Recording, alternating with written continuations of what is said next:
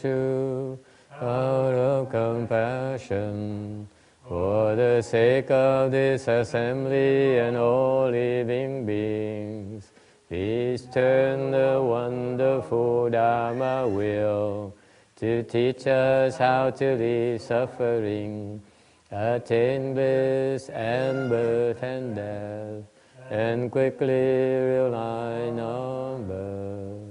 Phụng vinh đại đức tận tình, vì thứ pháp hội cập nhật thiết chúng sanh, thiên chuyên diệu pháp luân giao đạo ngã môn, như há liêu sanh thoát tư, ly khổ đạt lạc, tất chứng vô sanh.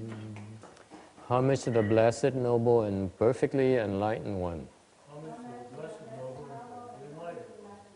Nam mô Sa Đan Thô Sư Chế Đô Ye Ơ La Hờ Đi San Miao San Pu Tô Xie.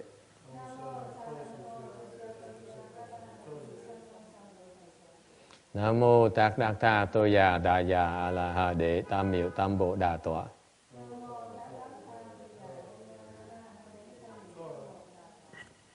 The unsurpassed, profound, the subtle and wonderful Dharma in 100,000 million aeons is difficult to encounter. Now that I've come to receive and hold it within my sight and hearing, I vow to fathom the thus come one's true and actual meaning.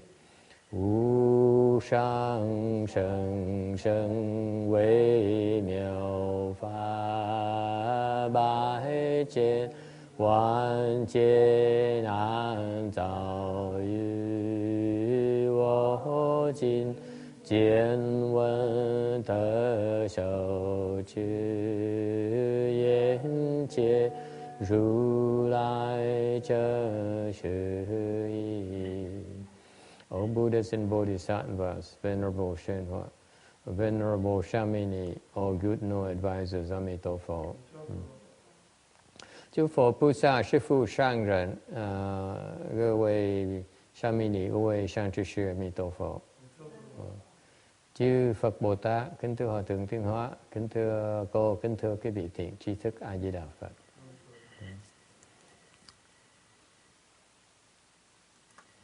Okay, continuing with the Amitabha Sutra.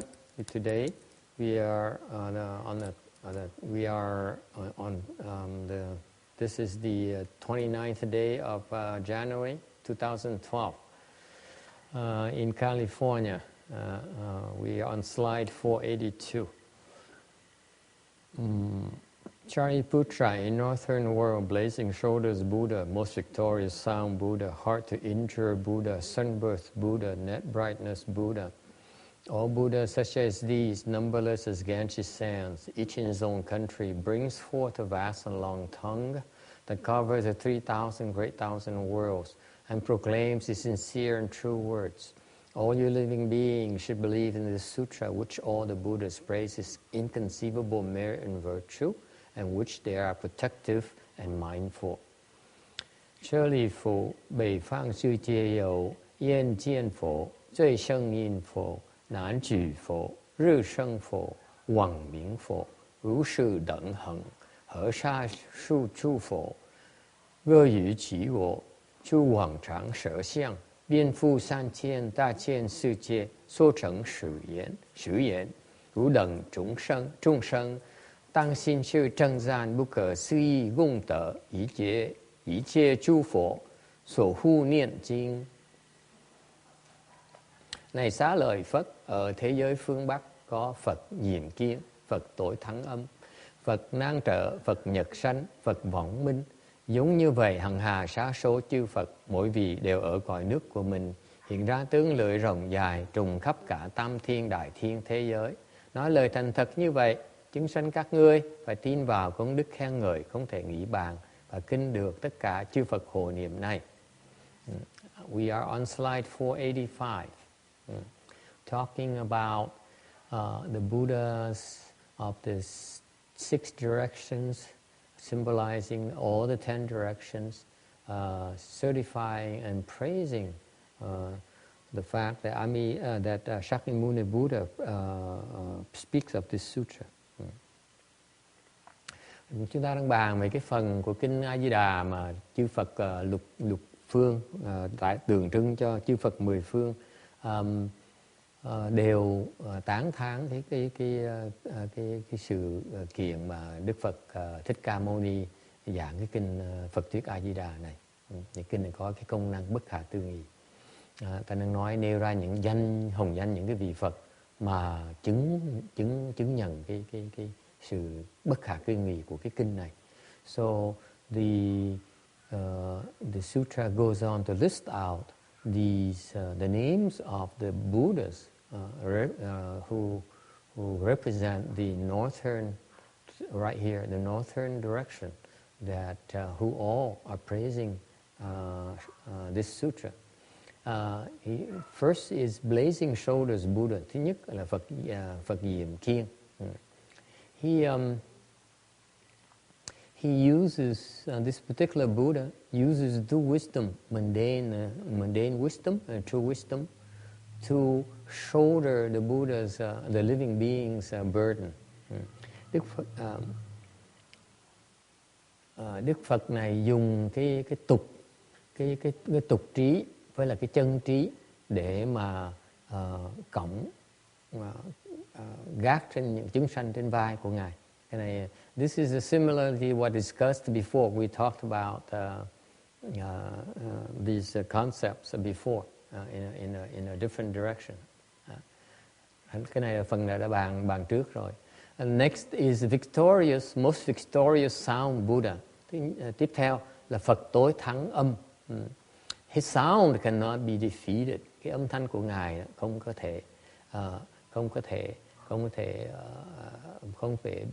có thua ai hết. Actually, his sound is so beautiful and wonderful, and it is far superior to any other sound. Thì ra cái âm thanh của ngài đó rất là đẹp và rất là tuyệt diệu và thắng hơn hết tất cả những cái âm thanh khác. It is in particular replete with inconceivable power and use. Đặc biệt là cái âm thanh của ngài đó, của vị Phật này đó, nó có đầy đủ với cái công năng, công lực bất khả tư nghị, cũng giống như cái công dụng bất khả tư nghị. And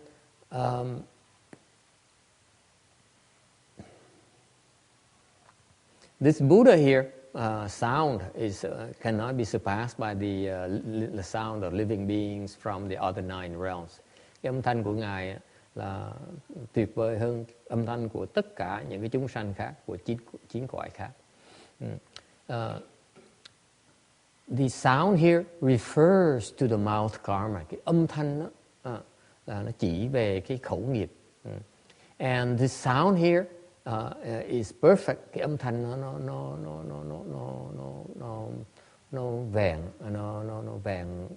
nó vẹn toàn.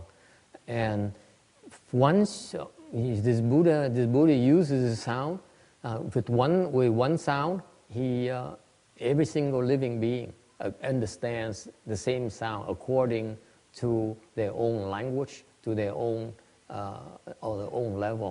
Một cái âm thanh thôi, Đức Phật giảng kinh với một âm thanh thôi, tất cả chúng sanh đều có thể hiểu theo cái ngôn ngữ của họ mà hiểu được, và hiểu với cái trình độ mà họ có thể hiểu được. And with this particular sound here, the objective of using his sound here is in order to cross over living beings and help them attain liberation. Thì ngài dùng cái âm thanh này để mà độ chúng sanh và giúp họ đắc được giải thoát. Okay. In particular, in our Saha world, we emphasize the Dharma propagation through the sound. That's why the sound is very important.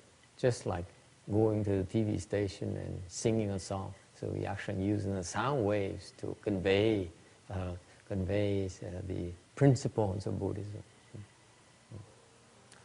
486, 486. Hard to injure Buddha. Phật nan trở. This particular Buddha, you cannot obstruct and defame his teaching. Cái vị Phật này là cái giáo lý của ngài đó, không thể nào bị phỉ báng được. I'd love to get to know him and learn how his teaching cannot be defamed. I need to learn that particular Dharma because tôi cũng thắc mắc làm sao học được cái pháp mà làm sao mà cái pháp của ngài không bị phỉ báng, không bị nói xấu được. Because it turns out that if you have a proper teaching, then defamation is not far from it.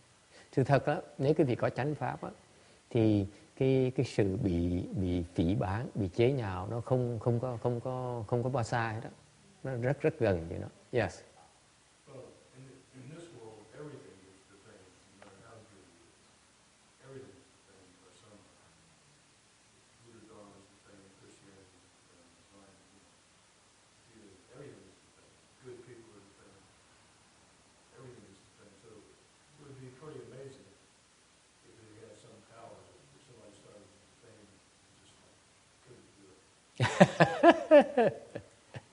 Ông nói cái xứ này không phải riêng Phật pháp, bất cứ cái gì tôn giáo khác hoặc là người tốt, người không tốt cũng đều bị người ta phỉ báng, người ta chê bai, nhạo báng hết. Ông nói nếu như có cái pháp nào, có cái nước gì đó mình bán mà người ta chỉ cần xoa lên một cái là nó không thể nào phỉ báng được. So it could be like a form of a potion that you can put it on yourself and you cannot be defamed. Defamation potion number 11. Number 5. What does it mean not to be defamed? What does it mean? Không bị phỉ báng nghĩa là sao? What does it mean to you?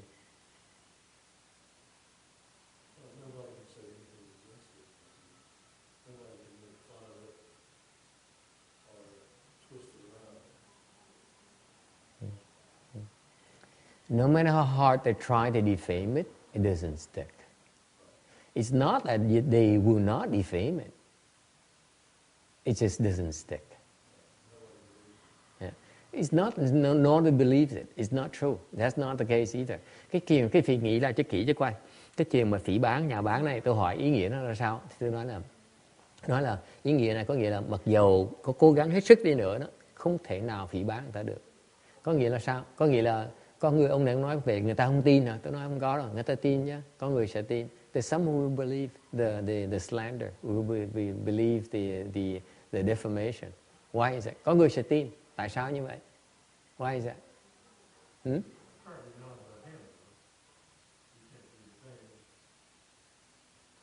See, that's why you cannot take these things literally. There's no such thing as cannot be defamed. It's not like a potion, you cannot, you become invisible or something. Nó không phải giống như cái thuốc mà quý vị sức lên bụng như nó thành vô hình, không ai thể nào thấy mới được, không thể nào phỉ báng mới được. Không có đâu. Phỉ báng là có nghĩa là có người phỉ báng. I mean, definitely there will be defamation and slander. Chắc chắn sẽ phỉ báng, sẽ có chê bai. Okay. However, it means that whatever, and when there's slander, there's defamation. Of course, people believe. Some people believe it. Okay. Khi mà có sự phỉ báng, có cái sự chê bai thì đương nhiên sẽ có người tin. No two ways about it, right? Why do people believe it? Let's go talk about two aspects. There's some people believe it, some people who not believe it. Có những cái bị phỉ báng thì có người tin, có người không tin. Thì let's talk about the people who believe it. Cái người tin tại sao người ta tin? Tại sao người không tin? Or some people who do not believe the slander. Why is that?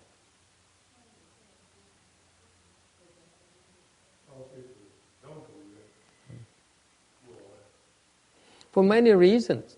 There's plenty of reasons. For example, they believe you, they know you, they trust you. And therefore, let's say you are the famous person, you are an established person, therefore your words carry weight. Okay? You are so and so, therefore when you talk about your area, then you are more credible. Even though you may be misguided, but you're credible. And therefore, my point I'm trying to make here is that, of course, it will be defamed. Okay? Okay? But, the defamation ultimately bounces back to them. It doesn't stick with the Buddha Dharma.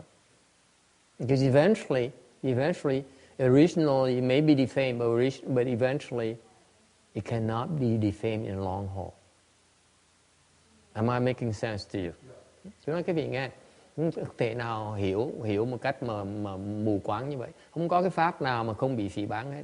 Đều cái ý nghĩa cái này là cái pháp này mặc dù có phỉ báng này nữa, thì trong tạm thời người ta có thể tin. Tại có nhiều cái lý do khác nhau lắm. Chẳng hạn như cái người mà phỉ báng đó có thể người ta lầm lẫn, hoặc có thể điên rồ, người ta có thể giận dữ, người ta nói những cái hành động mà điên rồ. Thì vì người ta trong cái tư thế đó, người ta là một cái người nổi tiếng, người ta tin tưởng.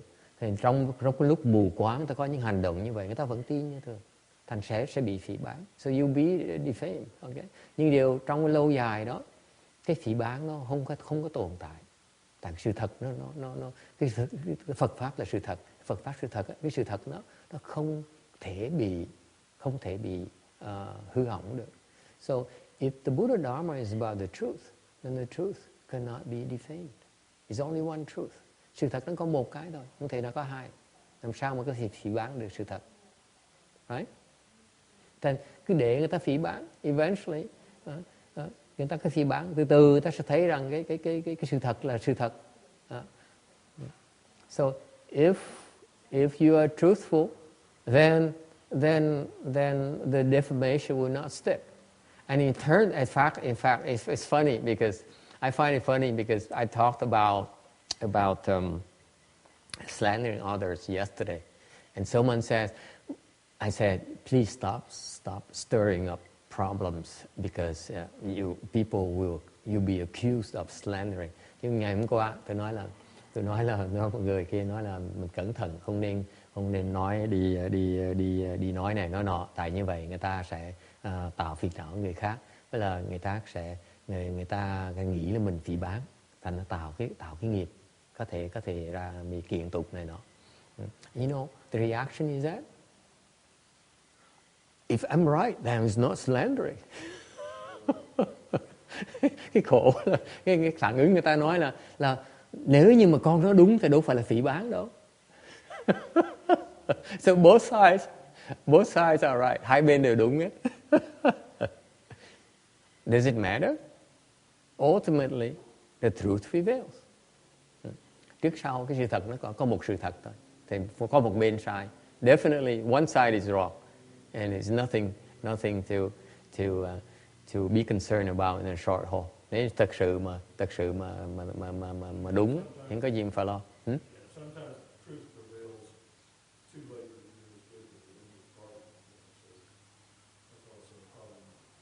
Then so what? Then so what? And so what? Is there a late? Is there a early? Why is there a late text?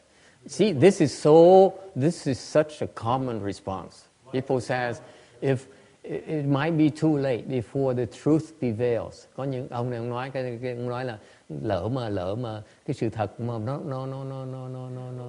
đúng, sự thật mà người ta biết sự thật cuối cùng nó trễ quá thì sao? Khi người ta biết sự thật nó quá trễ thì sao? Thì tôi nói cái này là một cái phản ứng rất là thông thường. Yes? What's the point?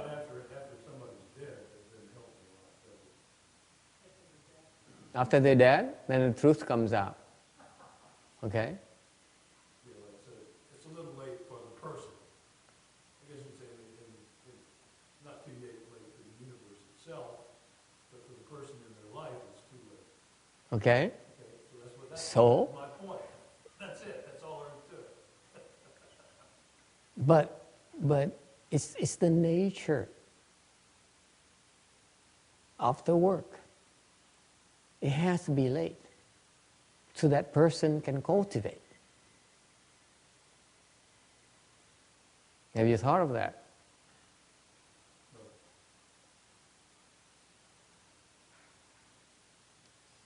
So that the person has to endure the untruth. Because if it's only the truth, there's nothing to endure. There's nothing to work. There's no work to be done. Have you thought about that? Yes. So you're saying that if you're being defamed, it doesn't matter because in the end, if you keep cultivating, it's not Doesn't matter. You use defamation to cultivate. You don't avoid it. You see, the worldly people avoids being slandered. They're afraid to be slandered. They're afraid to be misunderstood. If you cultivate, what does it matter? If people understand you, misunderstand you, you still cultivate, right? So why, or whether they finally understand you or they finally absolve you of any wrongdoing or and prove you to be innocent, what difference does it make? You still cultivate, whether you proven innocent or not, right? The advantage of being slandered is that you can cultivate while being slandered. Cultivating while being slandered is much harder than cultivating while you're not being slandered.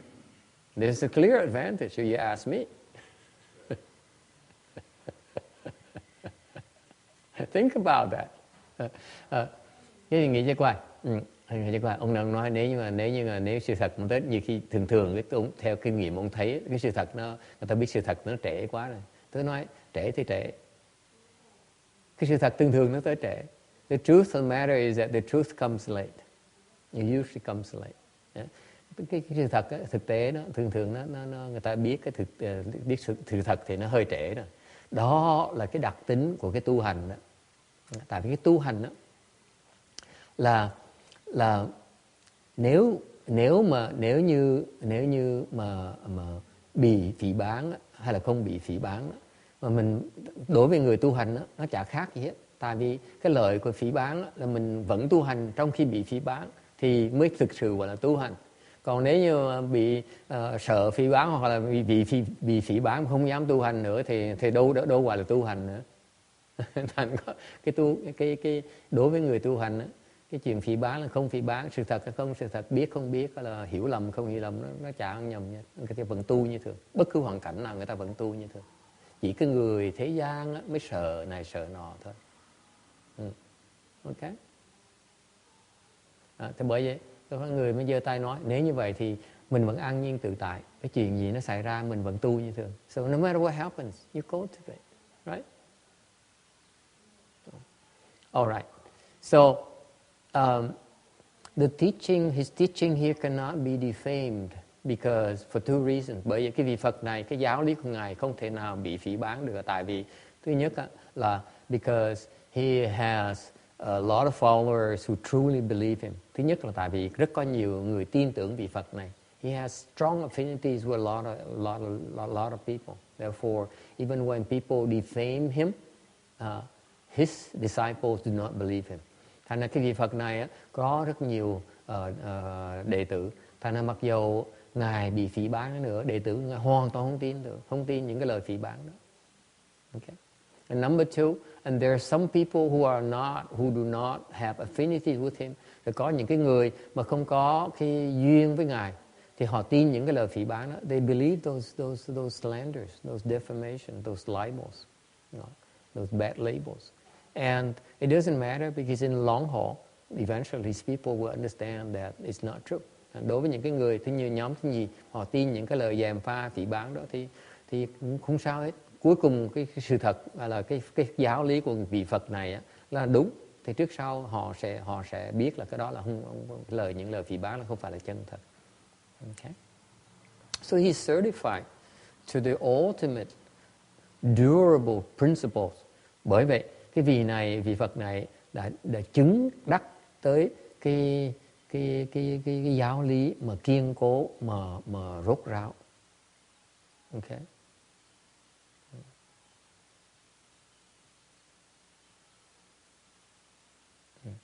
And his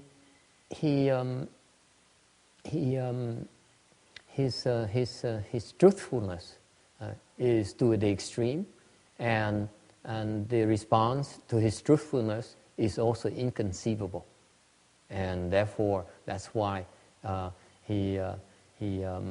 his teaching cannot be obstructed or destroyed.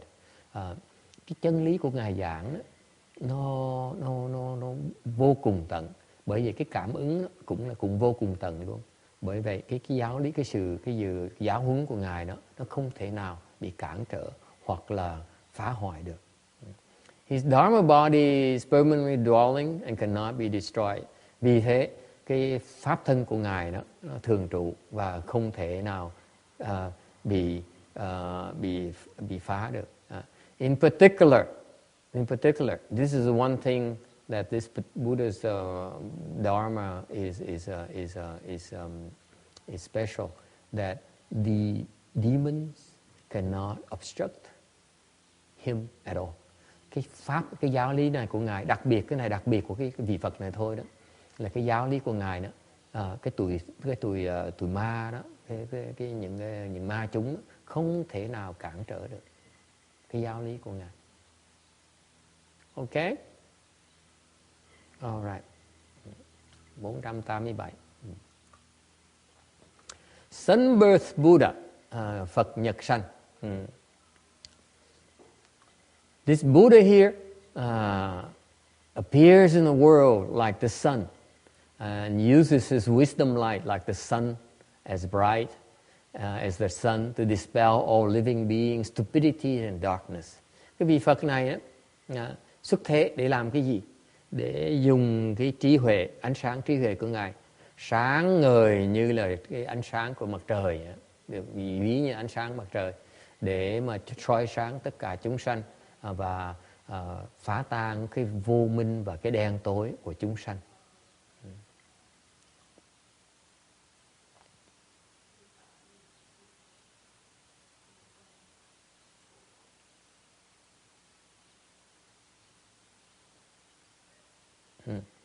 So he relies on his wisdom's bright wisdom light.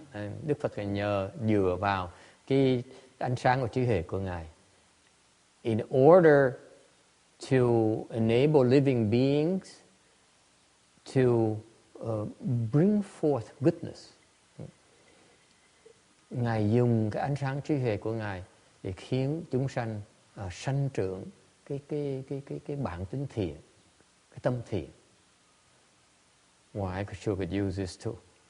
Tôi cũng phải chim tôi coi cái này cũng đỡ khổ lắm. Yeah, it's a wisdom light. And this wisdom light, when it shines on you, what it does is it dispels your negativity. Okay? And what remains is your goodness. That's why your goodness seeds are maturing. Cái ánh sáng của vị Phật là rất là đặc biệt. Ngài, cái ánh sáng của ngài đó chiếu vào chúng sanh đó, thì phá tan những cái xấu xa, những cái ác hiểm của chúng sanh, và chỉ còn lại những cái chủng tử tốt. Thành ra cái bỗng nhiên cái chủng tử tốt nó nhiều hơn, và nó sanh sôi nảy nở, thành cái người chúng sanh bỗng nhiên trở thành thiện, lương thiện. Okay? And because of that, these living beings, because of this Buddha's light, they become good people. They lean towards goodness.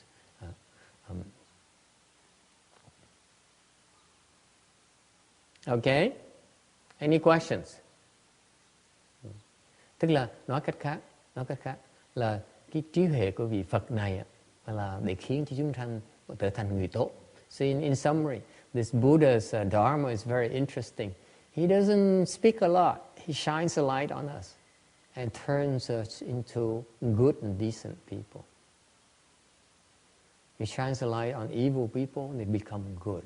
Chiếu ánh sáng mà cái người ác hiểm, bỗng như người đó trở thành lương thiện. Isn't that wonderful? You save the world a lot of grief. Because all he does is appear in the world like the sun, and he shines the wisdom light on all living beings, and all living beings become good. They stop harming each other. Thành cái pháp vị huyền hay lắm. Ngài xuất thế, Ngài hiện ra như mặt trời vậy, xong Ngài soi sáng tất cả chúng sanh. Tất cả chúng sanh trở thành thiện và họ không có hại nhau nữa. There's a net brightness Buddha, có vị Phật vọng minh.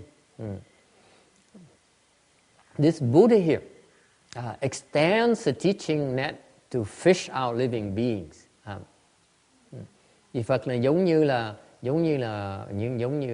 vớt cá vậy đó. Ngài dùng cái giáo lý của Ngài như là cái lưới để mà vớt cá lên ra khỏi cái trần lao, cái khổ sở của chúng sanh. So the Dharma doors are measureless like the net holes. Những cái pháp môn mà Ngài dùng, cái vọng, cái lưới đó là cái vọng đó là có nhiều cái lỗ. Những cái lỗ đó là tượng trưng cho những cái pháp môn, vô tận pháp môn. And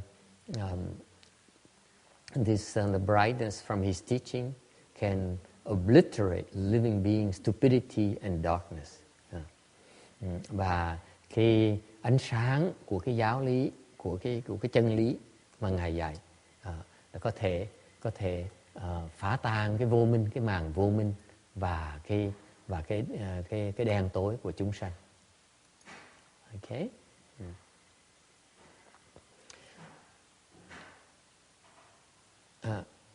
So he bestows the teaching, bởi vì vị Phật này giảng pháp, nói pháp, in order to help living beings attain understanding and clarity of mind.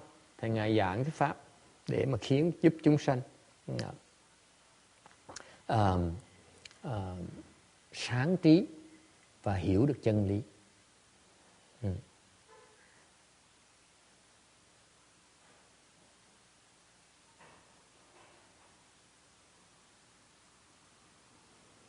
And the Dharma he used is is a result of his Buddha's wisdom in order to illuminate living beings' darkness. Cái pháp Ngài dùng, những cái pháp Ngài dạy, Ngài truyền cho những cái thế giới đó, các thế giới, các Phật độ đó, là cái pháp để khiến cho chúng sanh soi sáng được cái sự đen tối trong tâm của họ. Okay. All right. 488. Shariputra, in the world below, Lion Buddha, well-known Buddha, famous light Buddha, Dharma Buddha, Dharma banner Buddha, Dharma maintaining Buddha, all Buddhas such as these, numberless as Ganges sands, each in his own country, brings forth a vast and long tongue that covers the 3,000 great thousand worlds and proclaims the sincere and true words. All you living beings should believe in this sutra, which all the Buddhas praise its inconceivable merit and virtue, and of which they are protective and mindful.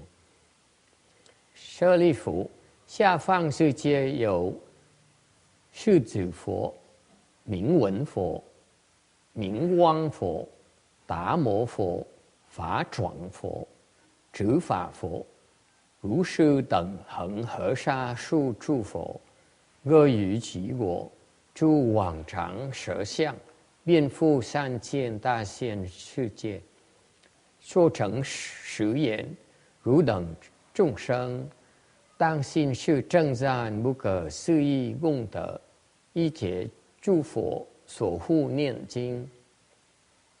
Này xá lợi Phất, thế giới phương dưới có Phật Sư Tử, Phật Danh Văn, Phật Danh Quang, Phật Đạt Ma, Phật Pháp Tràng, Phật Trì Pháp. Giống như vậy hằng hà sa số chư Phật, mỗi vị đều ở cõi nước của mình hiện ra tướng lưỡi rộng dài trùm khắp cả tam thiên đại thiên thế giới.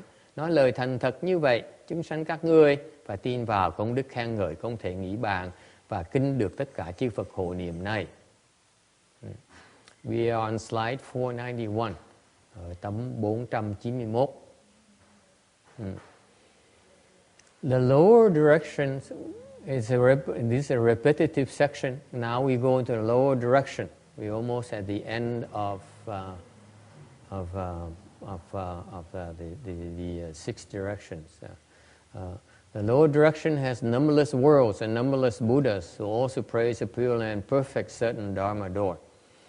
Cái thắp hết cái phương thứ 5 rồi. Này phương thứ 5 là phía hạ phương, phương phía dưới đó.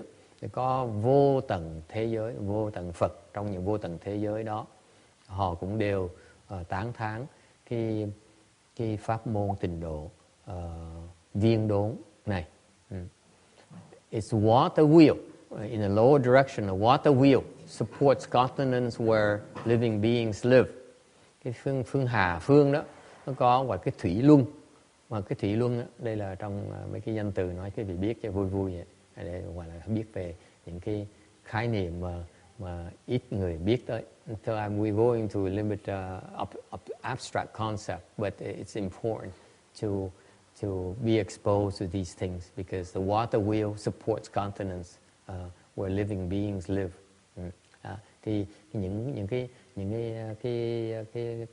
cái quả đất này mà chúng ta ở là thiệt ra ở dưới có một cái thủy luân để nó cái mặt đất chúng ta đang ở trên cái thủy luân. So our earth, our continent is on top of the water wheel. Okay? And below the water wheel is the metal wheel.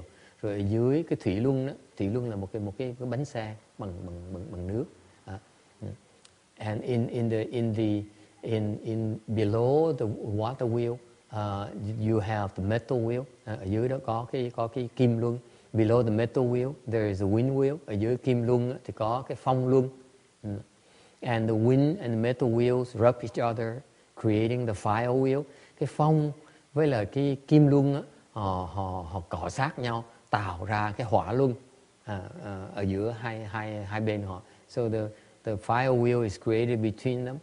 So this world here, all the worlds are propped up, are suspended in the air by the wind wheel. Tất cả những cái cõi thế giới trong cái vũ trụ này nó đều nằm được một cái phong luân nó đẩy lên. Okay. And below the wind wheel there is a space wheel. Và ở dưới phong luân thì có gọi là không luân. Okay. And in fact, below the space wheel, dưới cái không luân, then you have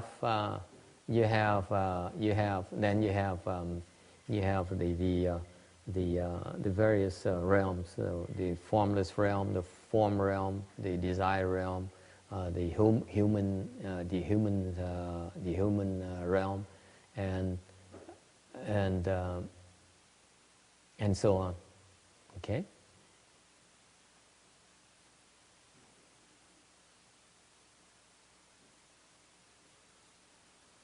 Okay. And there upon layers of such worlds. Mỗi cái thế giới nó chồng chất lên nhau như vậy, khắp trong cái vũ trụ.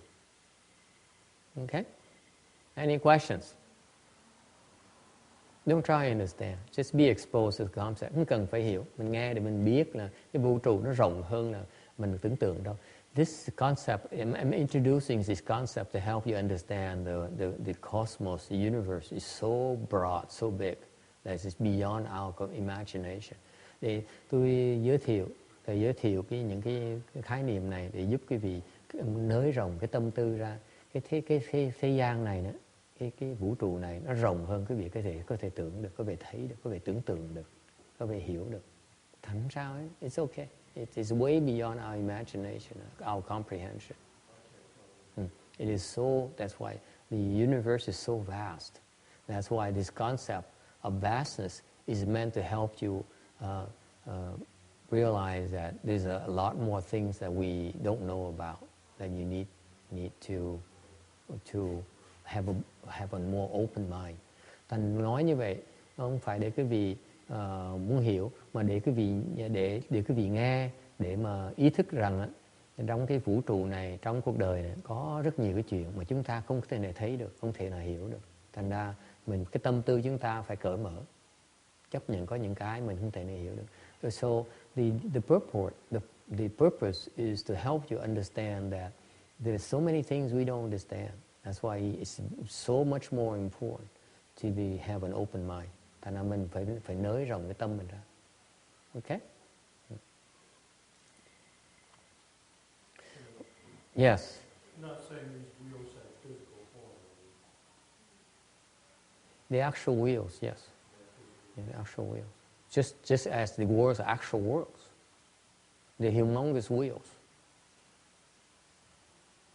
Each wheel props up the worlds.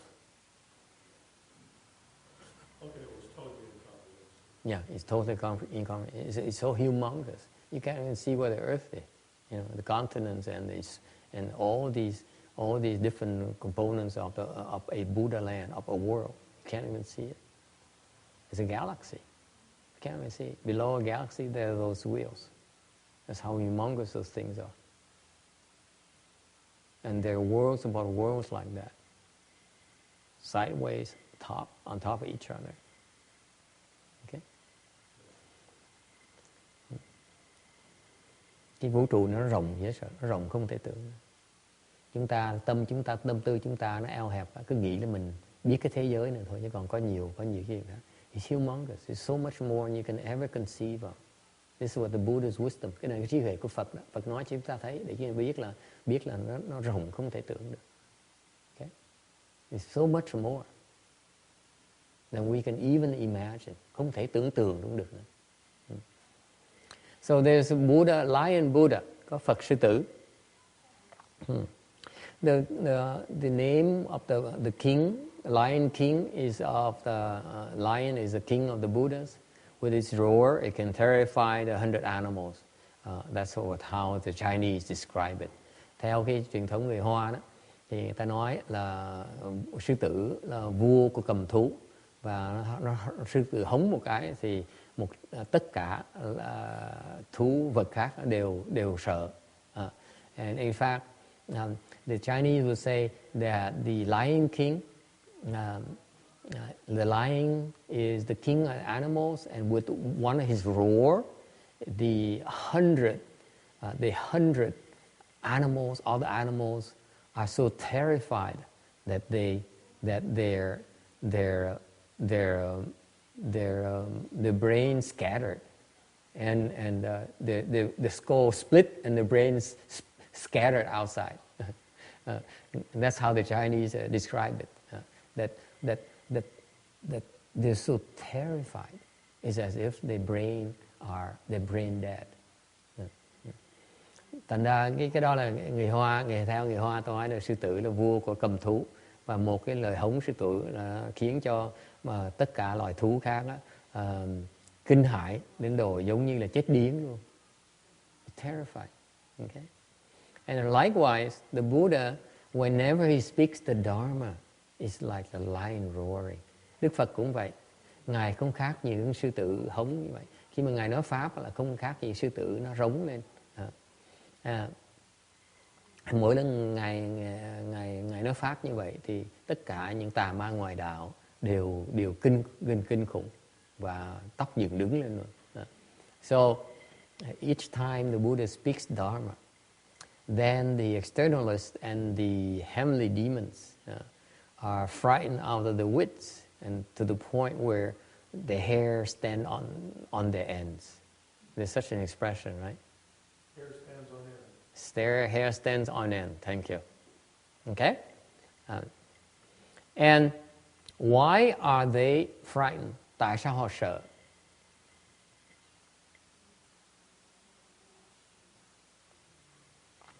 Demons externals are rarely scared. Những người tà ma ngoài đạo đó ít khi mà sợ hãi lắm. They don't fear a lot of things. Họ không sợ bao nhiêu thứ hết. The one they truly fear is, họ sợ cái gì?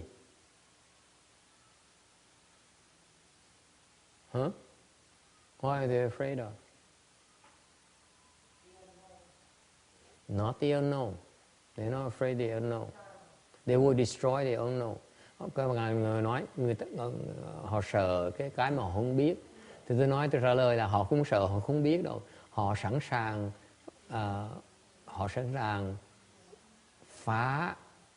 đạp phá cái mà họ không biết. They are prepared to destroy what they don't know, or the unknown. What are they afraid of, you think? Cái vị tưởng tượng như coi. Apparently you guys don't know a lot of externalists and demons. Rõ ràng quý vị ít người biết về tà ma ngoại đạo ha. Tại không ai biết, tại họ sợ cái gì. What do you think they're afraid of? Well, it undercuts the whole basis for their existence Dharma. Because they realize a demon is built on wickedness, basically. Yes. Right. And so Dharma negates the value of wickedness. Right. And that's one way of putting it. Họ sợ bị lộ cái chân tướng của họ. They're afraid that their true identities are revealed, that they are externalists and they are demons. Họ sợ họ bị người ta nhận ra họ là tà ma ngoại đạo. Okay? Họ rất sợ. That's what they're most frightened of. They're scared to be recognized as the bad guys. Họ sợ bị người ta nhận ra họ là người xấu. This is what evil people are afraid of. Cái người mà hiểm ác, ta sợ chừng đó thôi. Ta sợ bị lộ cái chân tướng họ ra. They're afraid to be recognized. Okay? That's why they have to slander the Buddha Dharma so that people do not believe what the Buddha says. Bởi vậy họ phải phỉ báng cái Phật giáo để chúng sanh không tin cái lời của Phật dạy. You see that? Okay? Because in the Buddhist teaching, trong những lời Phật dạy, he describes in great details how the externalists and where externalists are wrong, and how the demons and the ghosts, what they look like. Như trong lời Phật dạy đó, thì Phật mà nêu ra rất rõ ràng cái sự sai lầm với những cái sự hiểu biết, cái trí huệ của bên ngoài đạo đó, họ có nhiều cái sai lầm. Phật nêu ra cho thấy cái sai lầm chỗ nào. Okay. Và còn với tụi ma đó, thì Phật với quỷ đó, thì Phật giảng mô tả một cách rất rõ ràng là cái hình tướng của tụi nó, mà tụi nó hoạt động ra sao. Not only do the Buddhist teachings describe in great details the demons and the ghosts and spirits, but they also tell you how they function, how they operate. And what's the most scary part to them. Cái đó là cái mà họ sợ nhất. So you can see why they're terrified, right?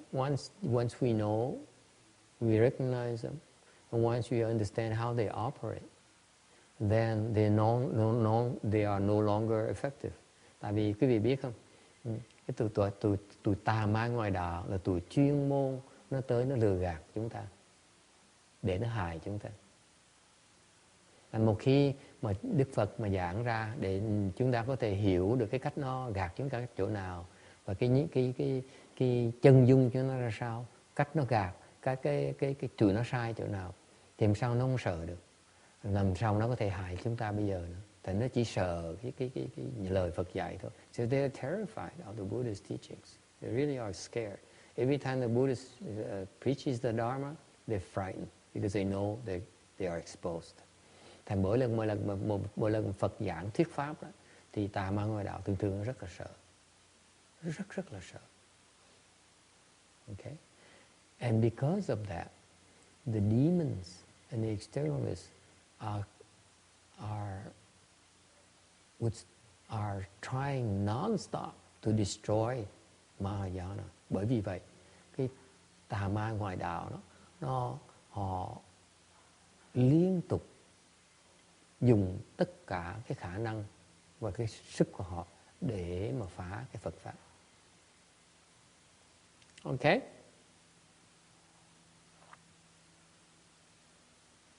Okay.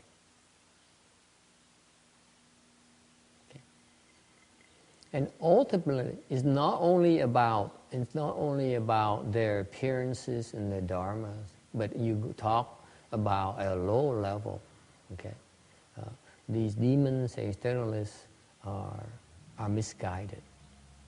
Nói một cách mà thực tiễn hơn là bên tà ma ngoại đạo đó, họ bị mê muội. Okay. And therefore, their problem is that they refuse to believe they are misguided. Cái vấn đề lớn nhất của họ là họ không muốn tin là họ bị mê muội.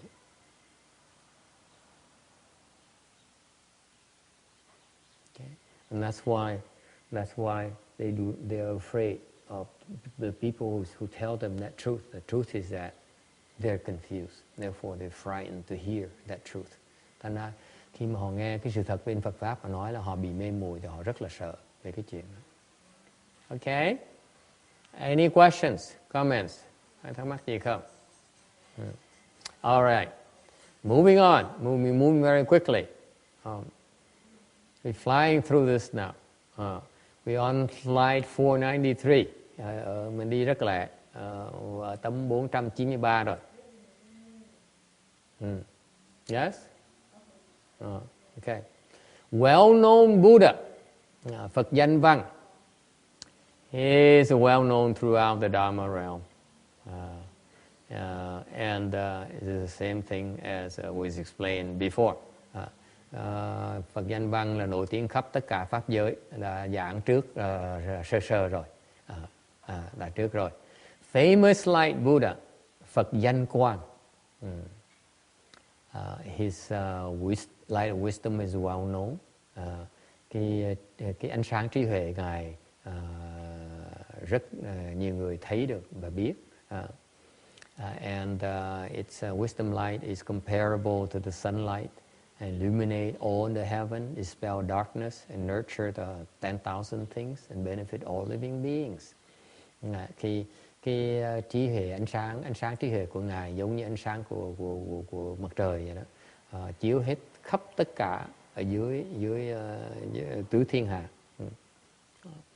và có thể đánh tan cái sự đen tối, trưởng dưỡng mọi vạn vật và làm lợi ích cho tất cả chúng sanh. For this particular Buddha, if you hear his name or see his light, nếu quý vị nghe được cái danh của ngài, thấy được ánh sáng của ngài, then you plant the seeds to become enlightened. Thì nghe cái tên của ngài, nghe thấy ánh sáng của ngài là trồng cái chủng tử để sau này đắc được giác ngộ. Okay, so here's his name again, famous light Buddha. I'm repeat it 3 times so that I plant more seeds for you so that you get enlightened in the future. Tôi nhắc lại 3 lần Phật danh quang, Phật danh quang, Phật danh quang để cho quý vị nghe, để trồng chủng tử để sau này được đắc giác ngộ. I hope you become enlightened. You quickly become enlightened, and then you come back and help cross the rest of us over. Tôi hy vọng nghe những cái vị pháp, những vị Phật này, quý vị nghe mà quý vị đắc được giải ngộ, sớm đắc giải ngộ để mà trở về lại cứu độ tất cả chúng tôi. Don't forget about us. Once you become enlightened, don't forget about us and come and save us. And yêu cầu quý vị đừng có quên sau khi mà nổi tiếng mà thành Phật rồi, đừng quên chúng tôi về cứu chúng tôi dùm. Okay? All right, 494. Dharma Buddha, Phật Đạt Ma.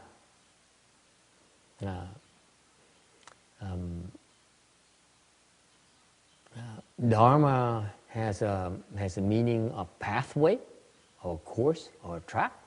Pháp ở đây có nghĩa là một cái con đường hoặc là cái đường rầy. enabling vehicles to follow and rely upon. Cái pháp là có con đường, cái đường rầy để cho những cái xe cộ có thể lưu thông và có thể lui tới. So this is the analogy that the Buddha Dharma is like pathways for Buddhas for living beings to follow to the ultimate destination. Thì cái này nó dụ cho rằng Phật pháp là không khác gì những cái con đường để cho chúng sanh dùng để mà có thể đem họ tới cái mục tiêu của họ. Okay. It turns out, by the way, the destination here refers to wherever living beings wish to go. Quý vị có biết không? Khi mà nói chuyện về cái mục tiêu đó là nói rất rộng, là cái mục tiêu nào quý vị muốn đi tới đều có thể dùng Phật pháp để mà tới đấy. You can use the Buddhism to reach any of your goals. Okay? Meaning that you can reach the externalist goals as well as demonic goals, you name it. It's all contained, it's all inclusive. Tất cả cái chỗ nào đều muốn tới đều có ở trong cái Phật pháp này hết. Okay? So if you follow these courses, you follow this roadmap, then and these pathways, then you definitely will get to where you want to go. Chỉ cần đi theo những con đường đó tự động sẽ đến, right? It's about finding the right pathways to get the way you want. In particular, he teaches about the 3 non-outflow studies that living beings can depend upon for practice to reach the shore of nirvana. Nhất là cái đặc điểm của Phật pháp là dạy về cái tam vô lậu học để mà chúng sanh có thể dùng trong cái việc tu hành của họ để đắc được tới cái bờ của niết bàn. What are the 3 non-outflow studies? Cái tam vô lậu học là cái gì? It's one, Vinaya or precepts. Tam vô lậu học là thứ nhất là giới luật, tức là dạy về đạo đức. Number 2, Samadhi. Thứ nhì là định, dạy về định. Number 3 is wisdom. Thứ ba là huệ. All right.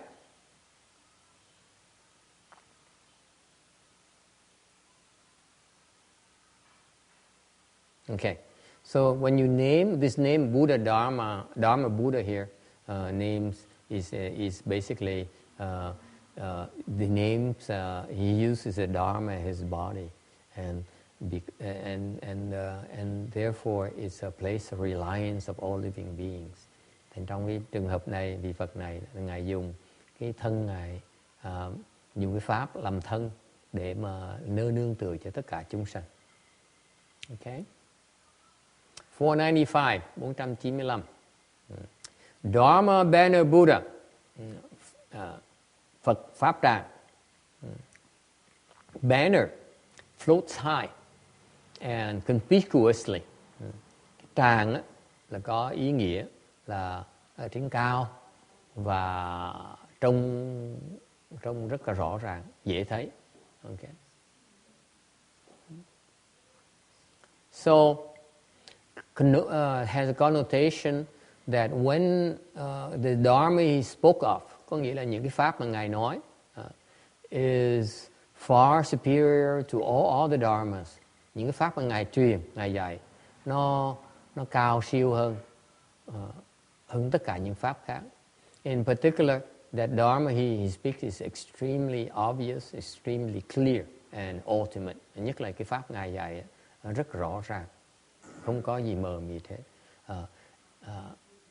rất minh hiển và rốt ráo.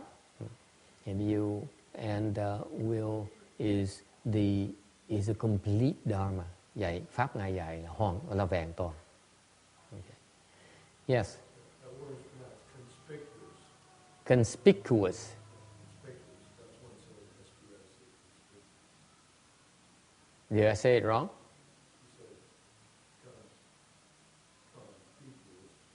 Oh, I didn't say that. I would say that when I sing it, but conspicuous. Right? Okay, thank you. That's what I thought I said. Doesn't matter, but I appreciate it. Yeah. It's okay. Okay. Please correct me if you find, because it's helpful. He established all sorts of dharmas. Ngài dạy đủ các loại, ban đủ các loại pháp. There's no three noble truths. Okay, there's only four noble truths. There's no three noble truths. You should have screamed when you see this. Tôi có biên trật một cái. Đủ loại pháp, chẳng hạn như tứ diệu đế, he spoke about the four noble truths, the 12 conditioned links, 12 thập nhị nhân duyên, the 6 paramitas, lục ba la mật, etc., which are superior and well known like high flying banners, mà thù thắng và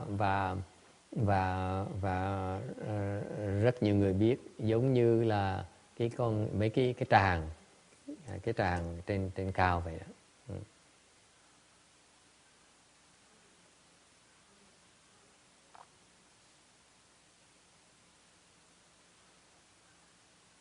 And because of that, the three vehicles, the sages of the three vehicles, vì vậy, vì cái pháp của ngài, vì cái pháp của ngài cao siêu như vậy, giống như là cái pháp tràng vậy. Because his dharma is so superior and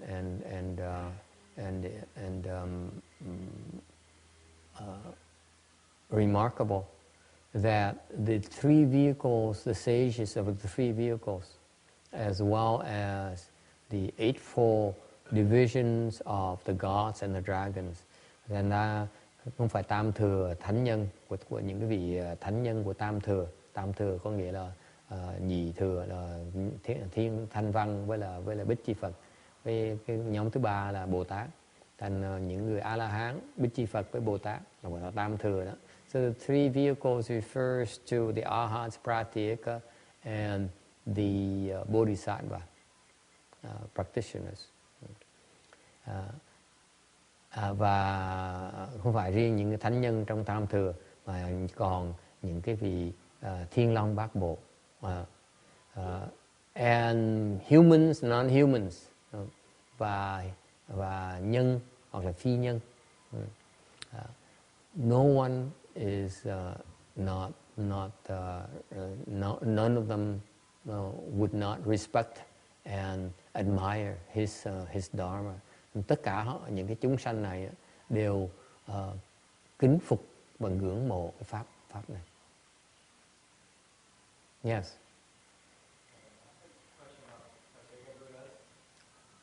Yes.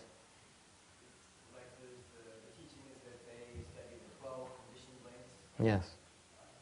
I'm also a little bit confused by that aspect. Like, Pacheca Buddha, Pacheca Buddha means solitary enlightened one. Right? Or enlightened the conditions. So they're not necessarily just practicing on their own. I mean, that's just one aspect of it. They usually practice on their own. That's how they attain enlightenment. They attain enlightenment by practicing on their own. Right. But I wonder why the only paired with them when, like, look at Pureland, everything they have practice now, they practice the Four Noble Truths and the 12 conditioned links. Both of those are very important parts of their path towards arhatship. No, the 12 conditioned links will bring you to Pratyeka Buddhahood. You will not, you don't get to arhatship through the 12 conditioned links. It's a different pathway. The 12 conditions is a particular pathway for you to attain, to become a Pratyeka Buddha. And the Noble Truth is one pathway for you to become an arhat. two different pathways. One leads to Washington D.C., the other leads to Brussels, the capital of the European Union. It's different places. Why is it that in Tibetan practice they view them both means to the same one goal? That's not accurate. Okay, they confuse things. There's no need to practice. If you want, your goal is to become an arhat.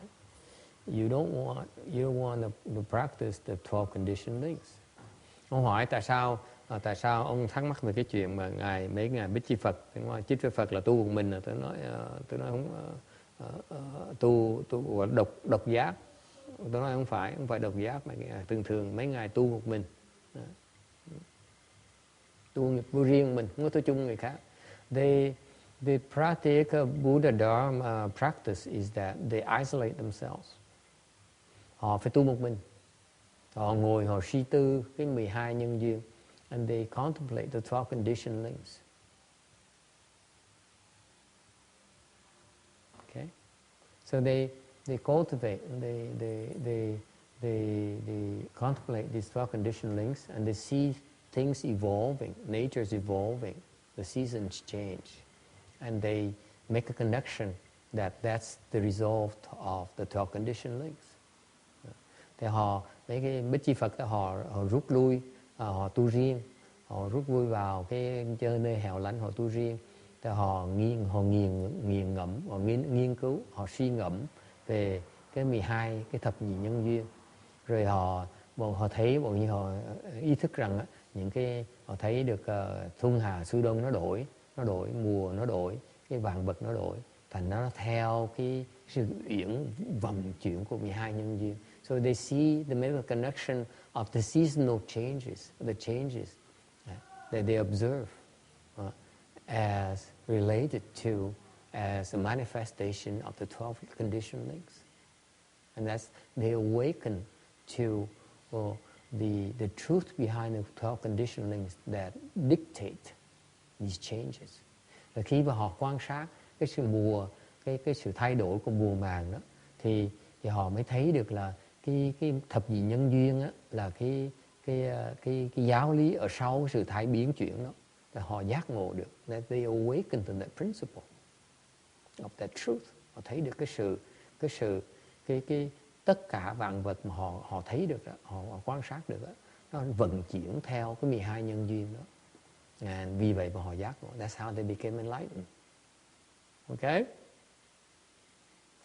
I don't believe you probably misquoted the arhats, the Theravada teachings, because they practice, basically most of them teach about the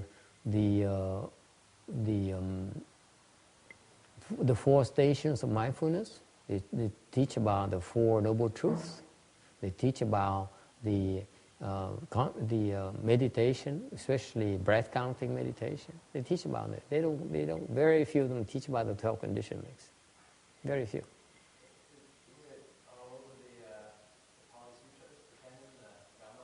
It's there, but they don't practice it. They don't contemplate it. It's a different dharma to contemplate it. Okay? It requires the proper dharma. It's a different pathway. It's there, but it's not utilized. It's just no differently from the fact in Mahayana we have the secret school, the tantras. We also have the chan. It's all there, part of the same canon. Doesn't mean it's practice. It just sits there pretty in the bookshelves. That's all it does. Okay? Hỏi tại sao trong kinh điển Pali,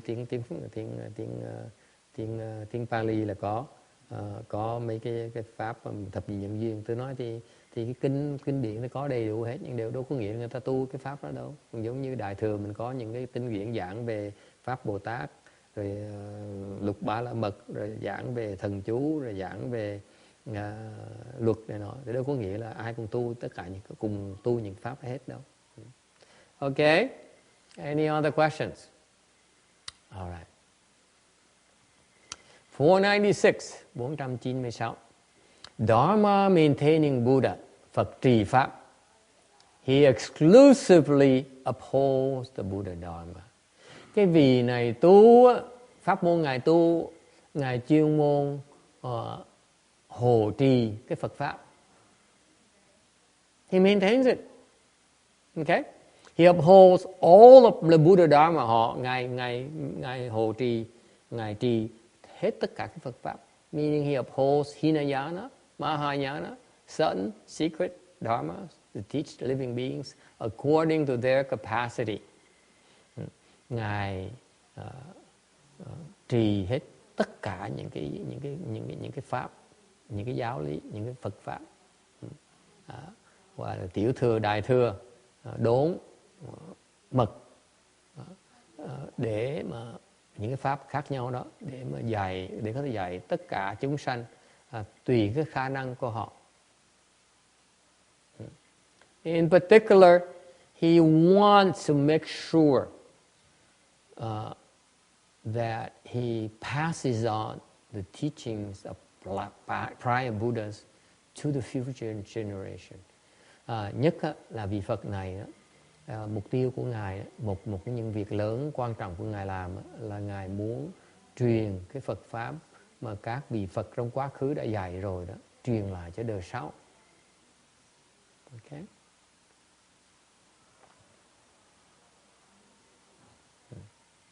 And so, because he has this vast repertoire of dharmas, he can transmit to living beings according to their potential. Vì Ngài có vô lượng vô biên pháp môn mà có thể truyền lại cho chúng sanh tùy theo khả năng của họ. And that's why he is able to help cross over countless living beings. Vì vậy, Ngài có thể giúp vô lượng vô biên chúng sanh đắc được giải thoát.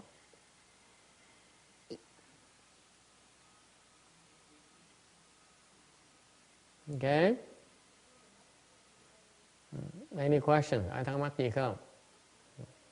497. 497. Shariputra, in the world above, pure sound Buddha, constellation king Buddha, superior fragrance Buddha, fragrant light Buddha, great blazing shoulders Buddha, vari-colored jewels adorned body Buddha, Sala tree king Buddha, jewel flower virtue Buddha, discerning all meanings Buddha, like Sumeru mountain Buddha, all Buddhas such as these, numberless as Ganges sands, each in his own country. There's a country missing here, right?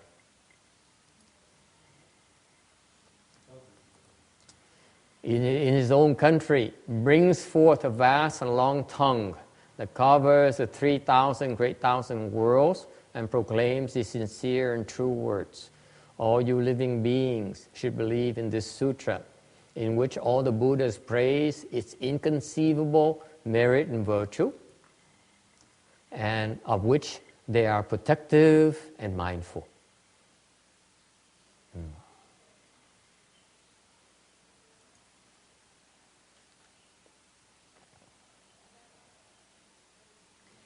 Sơ利弗，上方世界有梵音佛、速王佛、向上佛、相望佛、大眼见佛、杂色宝华严胜佛、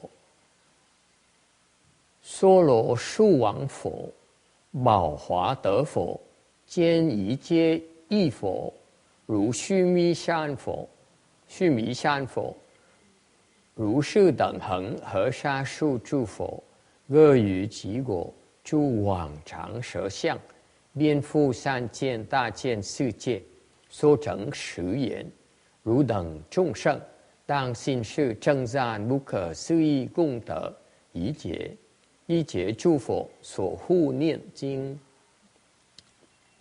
Này xá lợi Phất, ở thế giới phương trên có Phật Phản Âm, Phật Tú Vương, Phật Hương Thượng, Phật hương quang, Phật đại diệm kiên, Phật tạp sắc bảo hoa nghiêm thân, Phật ta la thọ vương, Phật bảo hoa đức, Phật kiến nhất thiết nghĩa, Phật tu di sơn. Giống như vậy hằng hà sa số chư Phật, mỗi vị đều ở cõi nước của mình, hiện ra tướng lưỡi rộng dài, trùm khắp cả tam thiên đại thiên thế giới, nói lời thành thật như vậy. Chúng sanh các ngươi phải tin vào công đức khen ngợi không thể nghĩ bàn, và kinh được tất cả chư Phật hộ niệm này. I'm on slide 500, tấm thứ 500. In upper directions, there are layers upon layers of worlds, like in a lower direction. Thì trong cái phương phía trên á, hướng phía trên á, thì có nhiều tầng lớp của cái thế giới, giống như hồi nãy mô tả ở cái phương dưới đó, chồng chất lên nhau. And beyond the heavens are the triple realms, or are the wheels of space, wind, fire, metal, water. Thành ở trên cái phía trên của các cái cõi của cái tam thế đó, là các cõi trời đó, thì có những cái bánh xe của không trung, của gọi là không luân, phong luân, hỏa luân, kim luân và thủy luân. And therefore, there are numberless worlds where there are numberless Buddhas who are praising Shakyamuni Buddha and this sutra. Có vô lượng vô biên thế giới, Phật trong vô lượng vô biên thế giới đang tán thán Đức Phật Thích Ca Mâu Ni và cái kinh này. There's a question. I'm on slide 501. There's a question that says, all directions have Pure Lands. Why praise only the Western Bliss Pure Land? Câu hỏi là phương nào cũng có vô lượng vô biên tịnh độ, mà tại sao chỉ là tán thán cái Tây phương tịnh độ thôi? The answer is that this is a silly question. Cái câu hỏi này nó hơi vô duyên một tí. Because if we were to praise the Eastern Pure Land, you too complain about why we are praising the Eastern Pure Land. Thì cái vị tổ sư mới trả lời, hỏi ngược lại, nói là nếu như mà tôi mà tán thán, nếu mà chúng tôi kinh này mà tán thán là cái tịnh độ phương Đông á, thì quý vị sẽ cũng than phiền luôn. And I added, you're discriminating too much. Quý vị suy nghĩ hơi nhiều một tí. Okay. Stop discriminating. Quý vị bớt suy nghĩ một tí đi. Okay. Okay. Any questions? Another question. Có một câu hỏi khác. Since no one asked question, there's another question that pops up. We're on slide 502. 502. The question is, why not praise all the Pure Lands in the Dharma realm? Bây giờ hỏi một cái khía cạnh khác, nó tại sao không có tán thán tất cả những tịnh độ trong cái pháp vũ trụ này? And the answer that the patriarchs came up with, các vị tổ sư mới trả lời. The reason we only praise, the Buddhas only praise the Western Bliss Pure Land. Cái lý do mà tất cả Phật á, tất cả vị Phật trong cái vũ trụ này đều tán thán Tây phương cực lạc và ngài A Di Đà Phật. All the Buddhas in this Dharma realm praise Amitabha Buddha and his Pure Land. Why is that? For three reasons. Make it easier for the first initiated to more easily identify with this particular Dharma door. Cái nhỏ đầu tiên hết đó là để giúp cho những cái người mà mới hiểu Phật Pháp, mới hiểu về cái pháp môn tịnh độ này đó, họ có thể dễ dàng tin tưởng vào và hiểu về cái pháp môn tịnh độ. Okay. Number two, lý do thứ nhì. The Buddhas can only cross over with those with whom he has conditions. Lý do thứ nhì là tất cả chư Phật chỉ có thể độ những chúng sanh mà họ có duyên thôi.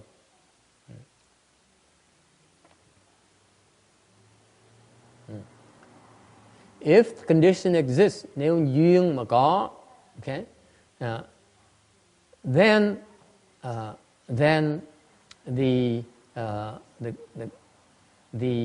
they will appreciate the kindness and the virtues, and find them to be broad and profound. Thì chúng sanh mà người có duyên á, sẽ thấy rằng á, là cái ân đức của Phật á, nó rất là quảng đại. And then Buddha can then use all sorts of teachings to enable people to get excited and believe and enter into the Buddha Dharma. Nên các ngài sẽ dùng những cái đủ cái loại và cách giáo lý để mà khiến cho chúng sanh thích thú và tin tưởng và thâm nhập vào Phật giáo. And also his preaching, và hơn nữa cái vị không biết chuyện này nữa, là thường cái vị không biết. When you listen to Dharma, cái vị nghe pháp, it has a function. Nghe chúng ta nghe những cái lời pháp giáo lý như vậy thì khiến cho những cái chủng tử mà trong quá khứ đó, mình trồng chủng tử, và cũng khiến cho chủng tử mà đã trồng trong quá khứ nó thành thục, nó chín. So when you listen to the Dharma, it serves as dual purpose. Okay, it's able to help us plant seeds, Mahayana seeds. At the same time, it also activates the past Mahayana seeds that we already have. Okay. For example, for us to be able to be here together and investigate this particular Dharma here, Pureland Dharma here, I can assure you, it's my belief that many of you, even though there aren't many of you here today, but many of you who happen to hear this particular Dharma door here from me, that we have conditions together before. And that's why we are here. I'm here to reactivate those prior seeds that we planted. We planted together. Chúng ta đã từng trồng chủng tử, cái đại thừa, chủng tử tịnh độ từ lâu rồi, từ nhiều kiếp rồi. Ngày hôm nay, duyên là đưa tới để tôi giúp chúng ta tiếp tục trồng những chủng tử đó. Và tôi giúp quý vị khai động những cái chủng tử cũ để cho nó chín cho nó sớm, để quý vị thành Phật sớm. Okay? To help you activate those seeds in the past. Okay? And furthermore, it also the Buddhists can also help us free us from the obstructions and coverings of the heavenly demons. Nhất là cái pháp của cái Phật pháp có thể giúp chúng ta trốn thoát được cái sự che đậy của cái tuổi thiên ma, và có thể thể hội được cái giáo lý và khai mở trí tuệ. And finally can help us experience and awaken to experience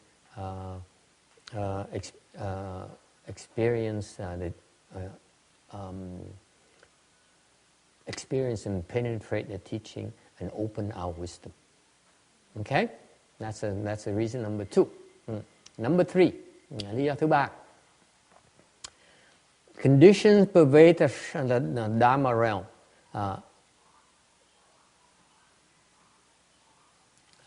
Là cái duyên á, nó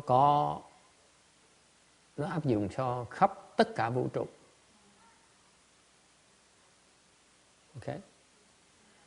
When one person recites, okay, then everyone recites. Một chúng sanh mà niệm Phật thì tất cả chúng sanh niệm Phật.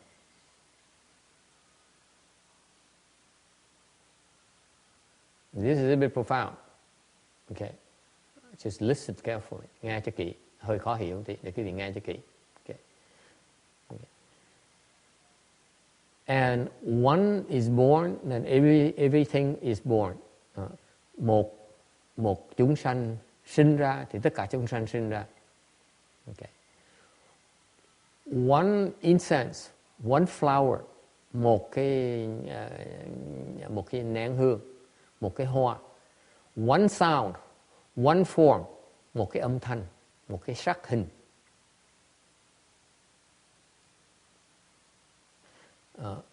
Up to and including to receive and to repent, to transmit and to make prediction, cho đến khi bao gồm cả luôn cái thọ, cái sám hối, cái truyền pháp, cũng giống như là cái thọ ký, or the rubbing of the crowns, hoặc là dùng cái tay mà quán đảnh chúng ta, thoa cái đầu chúng ta. All the 10 directions and the 3 times, thập phương tam thế. Nothing is excluded. Không có cái gì mà nó không bao gồm, không bao dung cả. Okay. And therefore, this praises has a process of creating and nurturing and accomplishing the conditions, causes and conditions. Và như vậy nó có cái công dụng là nó thành thục và tất cả cái nhân duyên. And that's why this is called the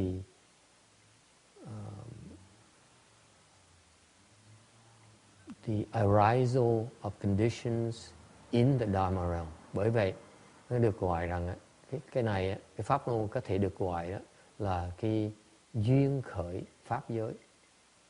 Okay. Because it basically means that the conditions pervades all the Dharma realm. Nói tóm lại là tất cả những cái nhân duyên này nó có khắp cùng tận cả tất cả pháp giới. Okay. Meaning, what does it mean? Conditions pervade Dharma realm. Để tôi giảng cái phần thứ ba này sơ cho quý vị nghe. Basically, it means that it's a lot broader than you think. Your view is too limited. All the conditions are applicable to throughout Dharma realm.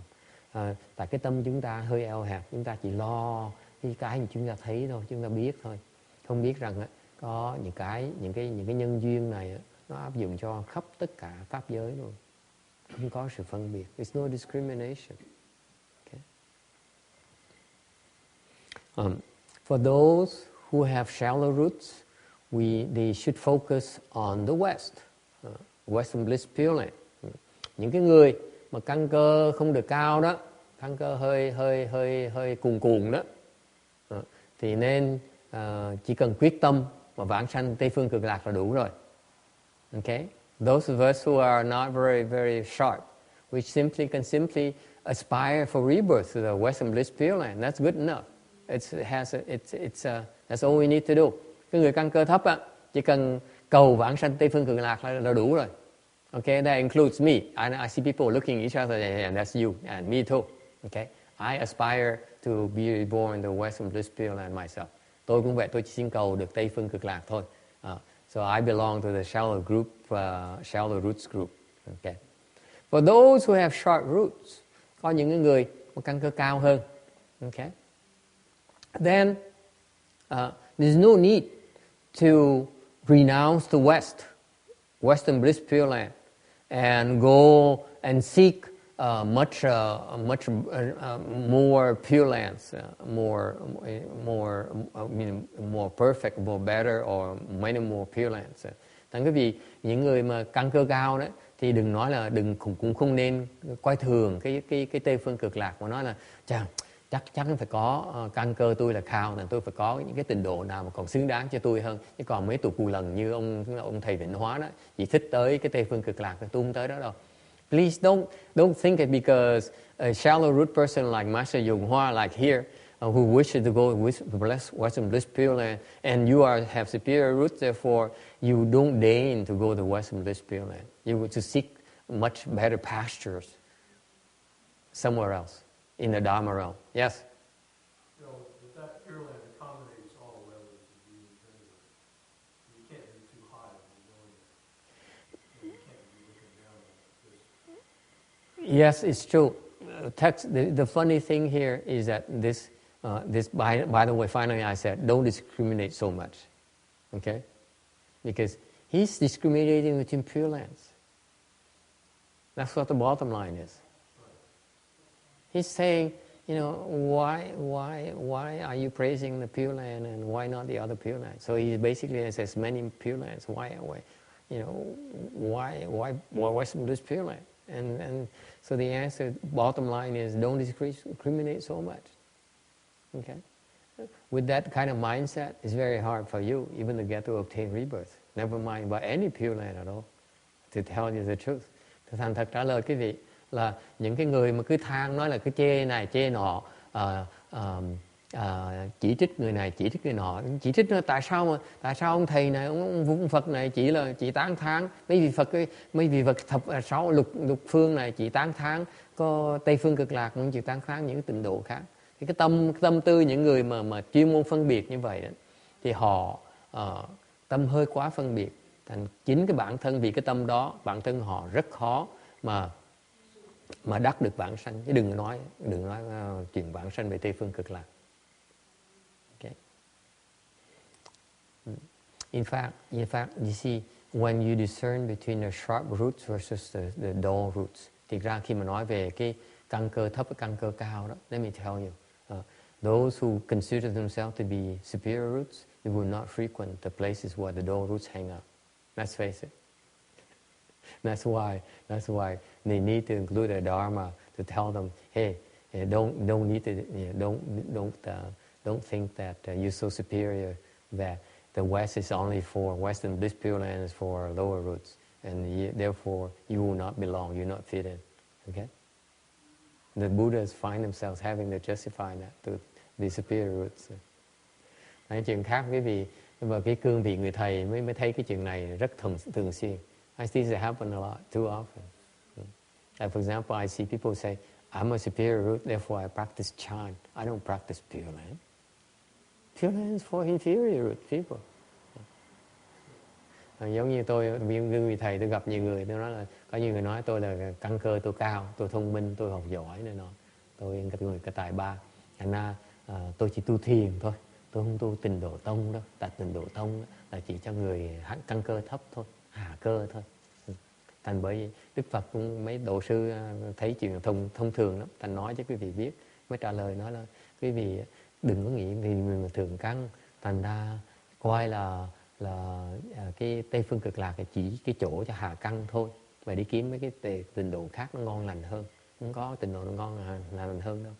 The fact of the matter is no other Pure Land is better than the Western Bliss Pure Land. Okay?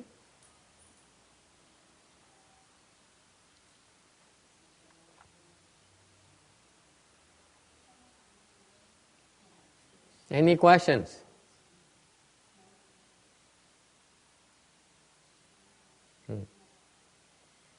Yeah, there's a lot more in Chinese, but we can just suffice to say, don't discriminate so much. I mean, the patriarchs will explain a lot more. They say like, in the patriarch, the particular section here, they explain that you ought to know the Western Bliss Pureland is basically a provisional teaching. Thực ra mấy tổ sư nói nhiều hơn một tí, mà tôi nói sơ sơ cho quý vị nghe. Các ngài nói là quý vị biết không, cái Tây phương cực lạc chỉ là một cái phương tiện thôi. It's only an expedient. That's all there is to it. Quý vị biết không, cái Tây phương cực lạc, cái vãng sanh về Tây phương cực lạc chỉ là một cái phương tiện thôi, để dạy quý vị thôi. It's only an expedient to teach you. Okay?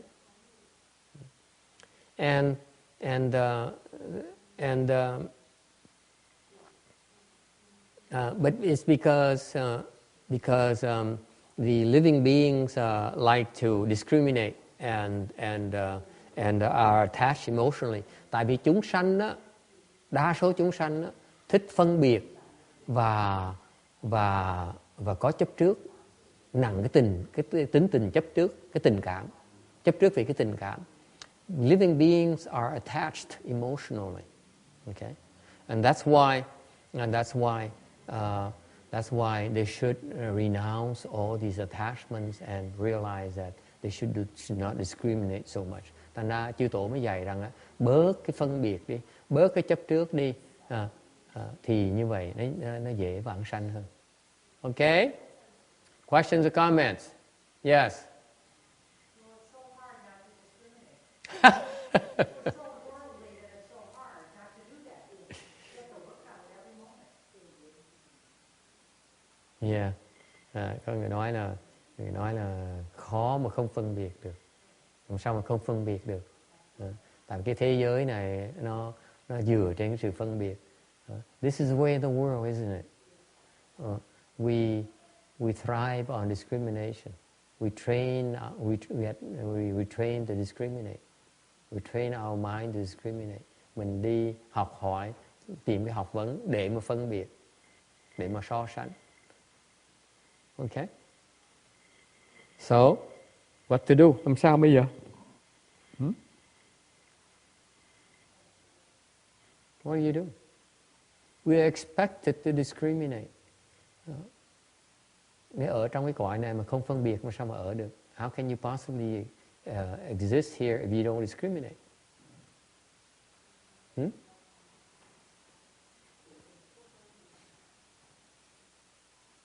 Làm sao bây giờ?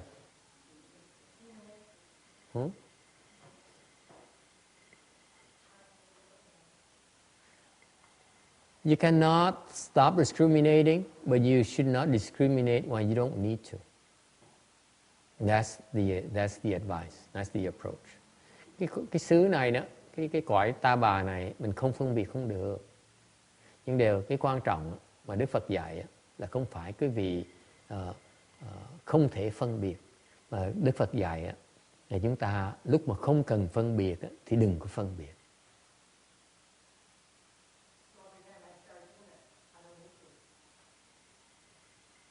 How do you minimize your discrimination? Làm sao mình bớt phân biệt bây giờ? How do you do that? Of course, we know that we should try to not discriminate, to discriminate less. So what do you cut out? Then cái Phật pháp dạy sao? Làm sao mình biết bớt cái phân biệt? Làm sao để mà bớt phân biệt bây giờ? You cross your legs, xếp bằng, okay? What you do when you don't cross your legs? Có những người mà xếp bằng không được, tại sao? Làm sao họ bớt phân biệt bây giờ? Yes? Thomas, how do you discriminate less?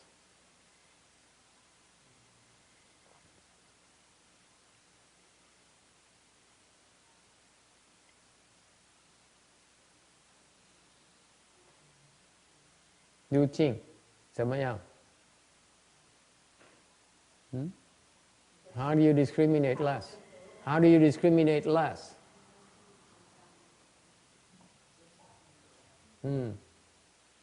Samaban. You recite Buddha's name, niệm Phật, tụng chú. Yes.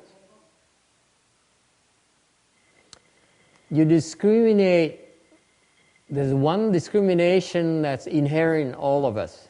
Khi chúng ta phân biệt đó, Chúng ta phân biệt có một cái mà cái căn bản của sự phân biệt ở chỗ này. We discriminate between self and others. Mình phân biệt giữa ngã với tha. Right? That's what we do. We say, that's Charlie. And Charlie is this guy's dog. It's not mine. That's what people think. As soon as you see it, it's a discrimination right away. Mình nhìn tới, mình nói là đây là cái con chó này của ông kia, chứ không phải con chó của tôi. So there's a constant discrimination between you and the rest. Là chúng ta, cái phân biệt chúng ta là chuyên môn giữa cá nhân chúng ta với tất cả còn lại.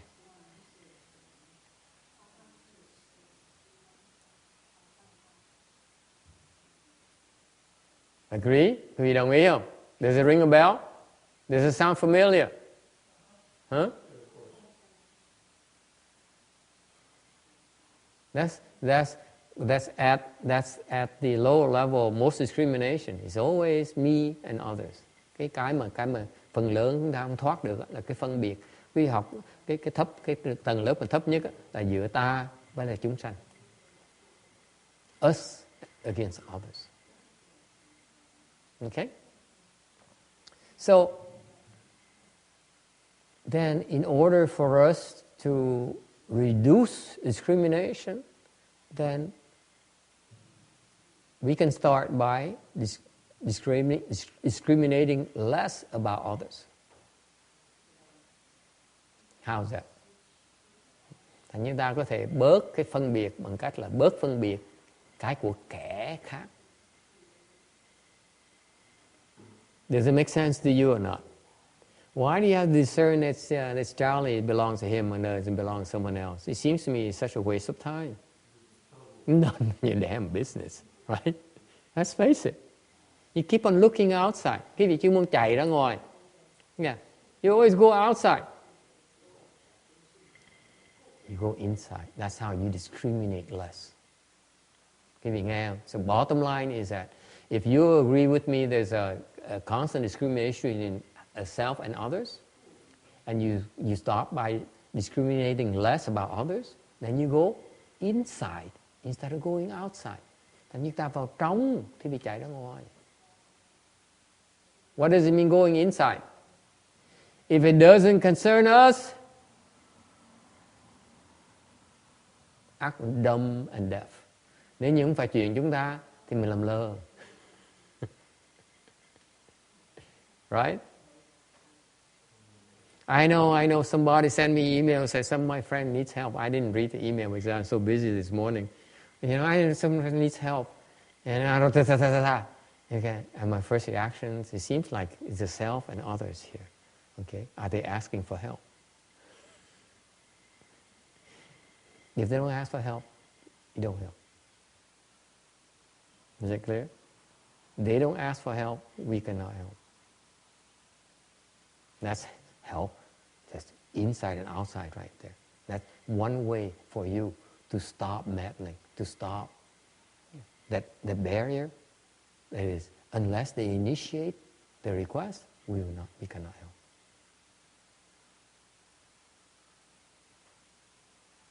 That reduces discrimination right there. Does it make sense to you? Okay?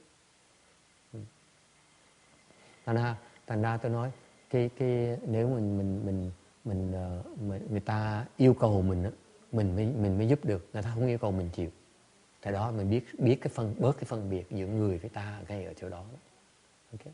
Người ta ở ngoài, người ta phải vào trong này, người ta yêu cầu mình đụng với mình mới đụng người ta được.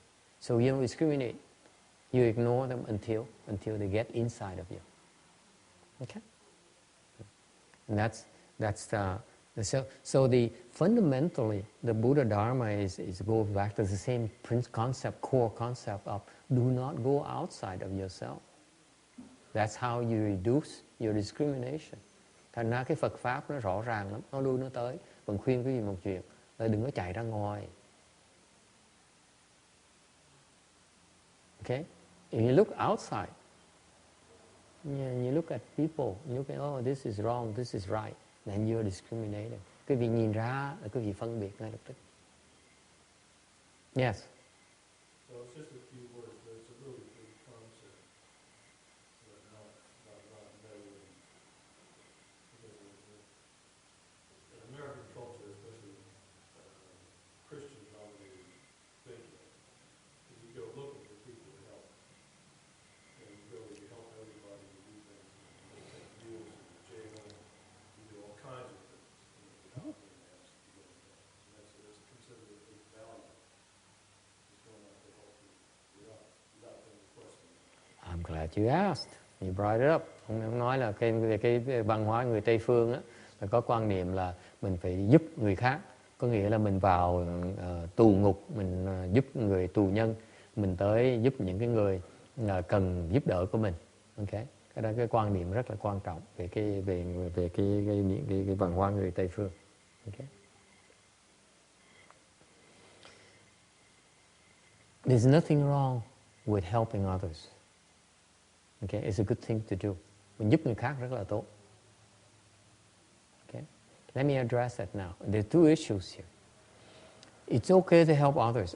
We're not against, Buddhism is not against helping others. Phật giáo không có chống đối lại cái chuyện giúp đỡ người khác. Okay. In fact, the Bodhisattva's conduct is to help others. Thực ra cái việc của người Bồ Tát làm là giúp người khác. So fundamentally, that's what the Bodhisattvas do, help others. Okay. Thành người Bồ Tát là đi giúp người khác. Okay. Does it mean we should help others? Có nghĩa mình nên giúp người khác là không?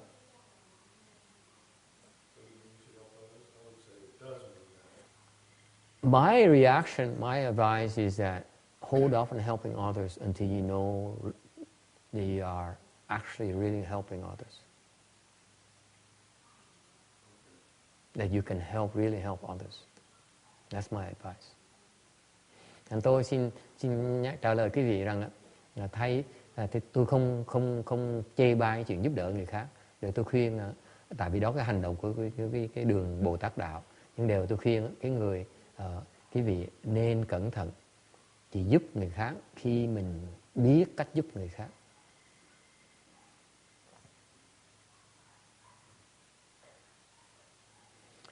There's a problem here. Let's say you see your loved one. Let's say you see your child taking a wrong path. Chẳng hạn như quý vị có chuyện, mình không nói chuyện trừu tượng đâu, chuyện thực tế này. Mình nói là mình tha, ngã với tha. Bây giờ mình nói chuyện, bây giờ nói là giờ mình ngồi đây, mình thấy con của mình nó đi trật đường rồi. You see your child is going down the wrong path. What do you do? Quý vị làm gì bây giờ? You intervene like crazy. You chạy, you like, hey, over here. Mình giơ tay nhảy tưng, nó này con phía này tới đây, mẹ ở đây nè. You say, hey, daughter, I'm here. Your mother is here. Come here, girl. Right? That's what everyone does. Right? Is it good or bad? Tốt hay là xấu?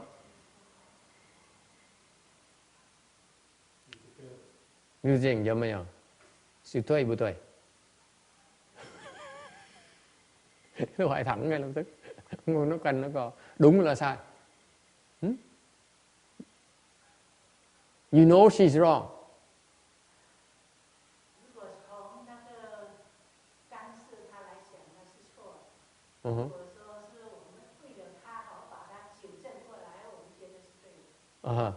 So what is your position? She's straddling. He said, from two perspectives. One side, she feels that, if it's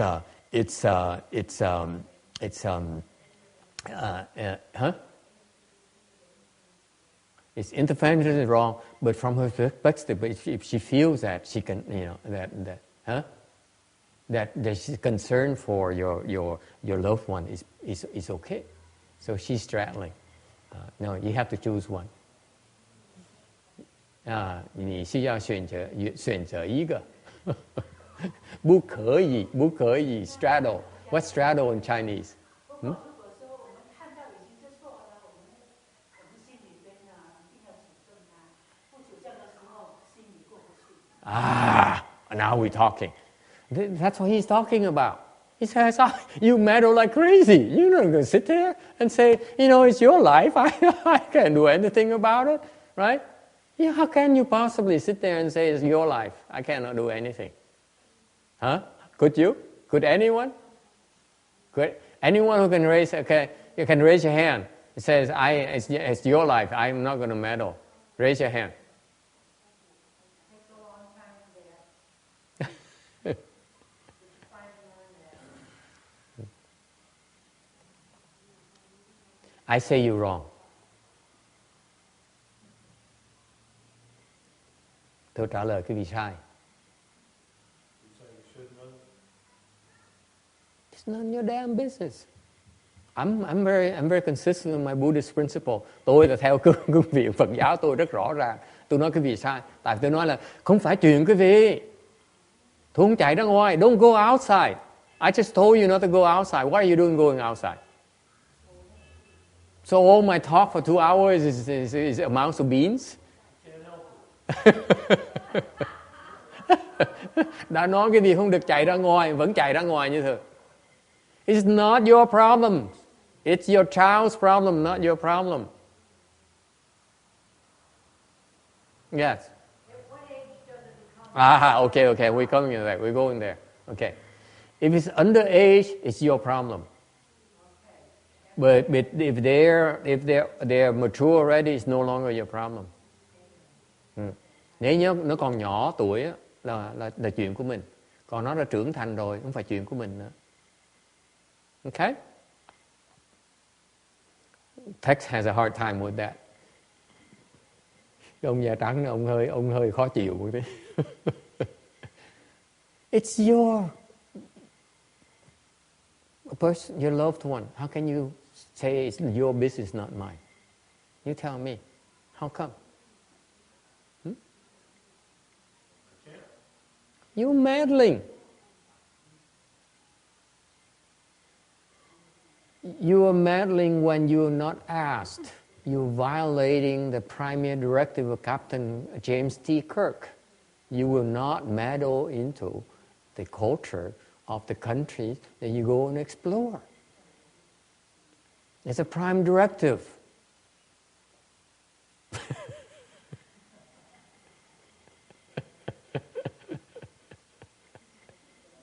You get it? You don't meddle. This is what we do. When you cultivate, you really believe that you are cultivating, then you learn not to meddle.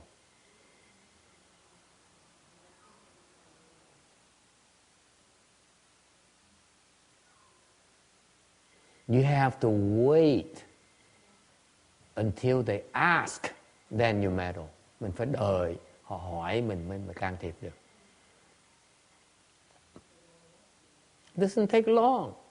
Instead of opening your mouth before they ask, you come over and say, hey, how's it going? Does it hurt? That's all you have to do.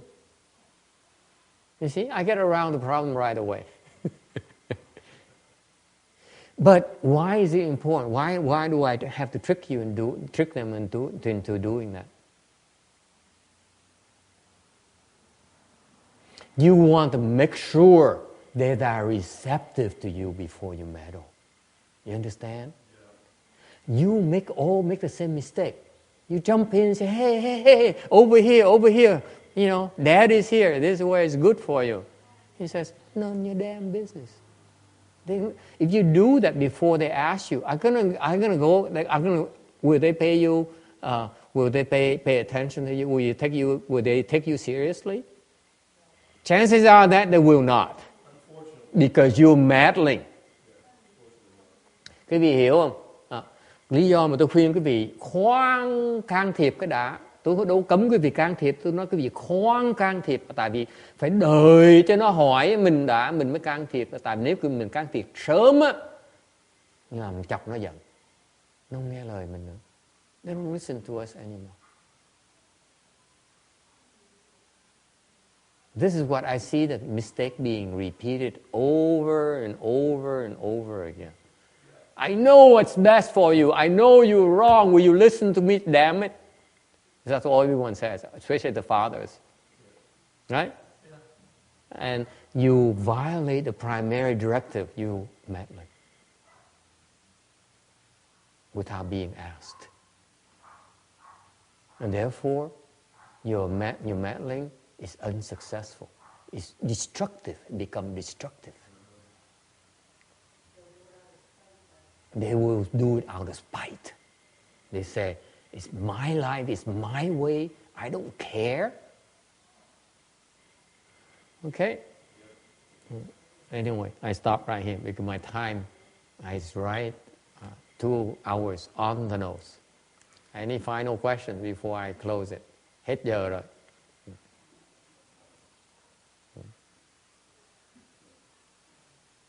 Okay? Yes. Thomas always manages to ask me a question at the last minute. I sort of tell him, but yes, I'm kidding, of course. I was wondering about, like you were saying earlier, if there's really no end to falseness, or no end to ignorance with the Amitabha Sutra.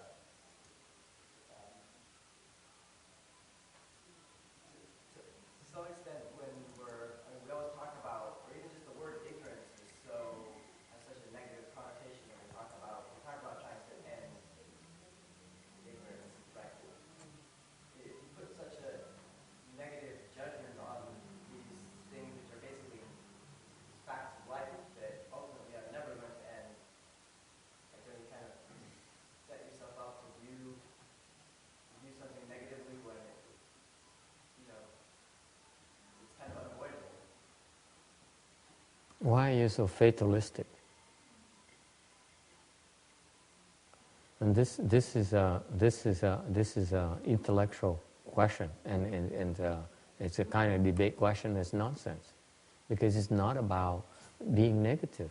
It's about pointing out to you the truth, the fact, is that we're confused, we're ignorant. Until we are willing to face that fact, we're not going to be able to deal with it effectively.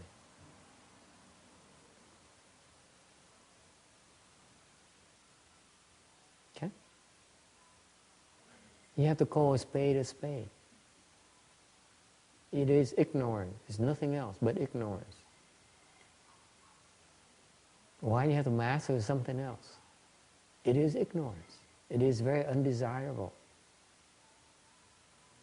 And you have to be aware of it.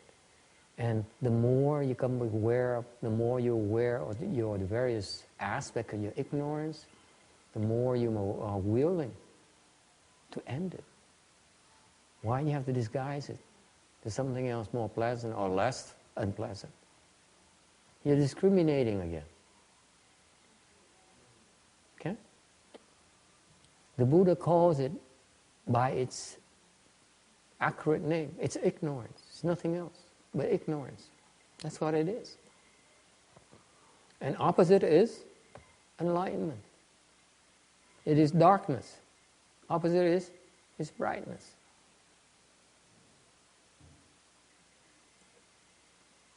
All right? There is no ignorance, there is no living beings, there is no Buddha. I don't understand the question. I mean, it all comes as a package. I don't know, I'm just wondering whether you can just take a slightly different attitude towards it. What for? It's not about attitude. It's about spelling out, giving you the facts that you know about that, and you resolve to do something about it. That's what the purpose is. It's not about being pleasant or unpleasant. It's about being factual.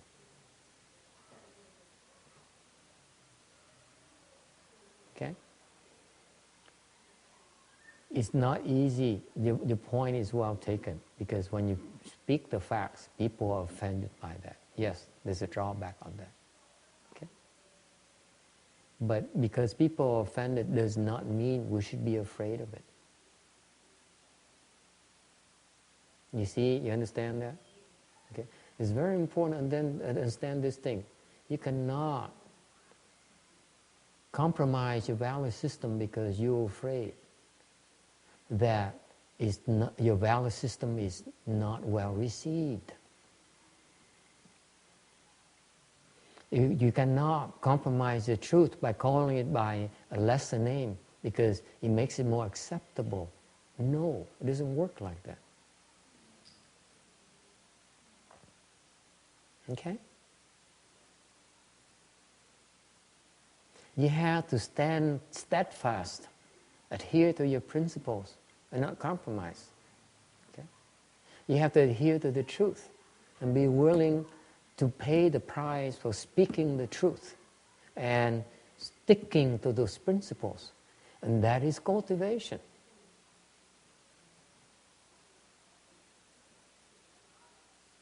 Okay? It's not meant for everyone. There's a time where we need to do that. Because otherwise you lack principles, you lack faith. Okay? But it's never intention. The intention is never to attenuate it so that it becomes more easily, more palpable, more digestible. It's never like that. The Buddha, when he teaches, is always about the truth. He never says, this is suffering. He doesn't say, this is unpleasantry. It's unpleasantness. You notice that? In a Buddhist teaching, the first teaching the Buddha taught is that this is suffering. He doesn't say, this is unpleasant. Or he says, sometimes it's not what you want. He says, it's suffering. There's no other way to describe it. The truth is suffering. And the people who hear suffering and says, my goodness, why are these Buddhists so pessimistic? They always talk about suffering. They talk about unpleasant things. Why can't they talk about love? Why can't they talk about friendship? Why can't they talk about loyalty? Why can't they talk about the good things in life? I have a bad day enough. Why do I have to listen to all this negative stuff? Because it's true. Okay?